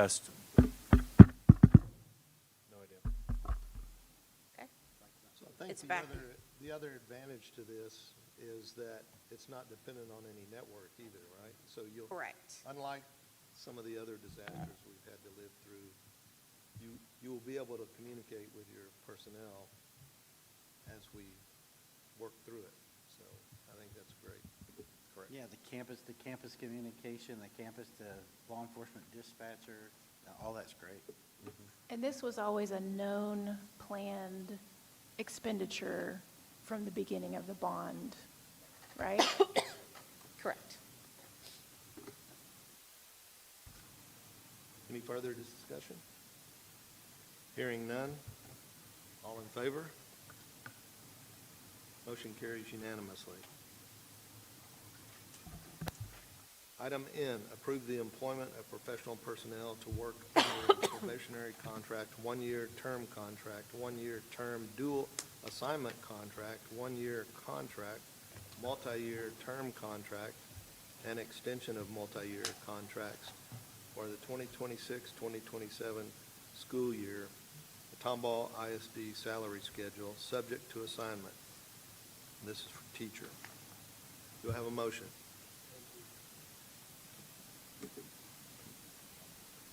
Motion made by Mr. White. Second. Second by Mr. Beecher. Any discussion? Hearing none, all in favor? Motion carries unanimously.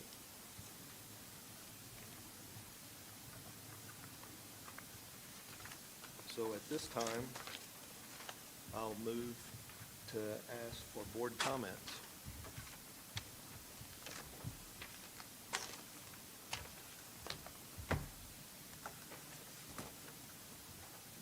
Hearing none. I will move for adjournment. Second. Motion made by Mr. White, second by Mr. McStravick. All in favor? Motion carries unanimously. Good job, Mark.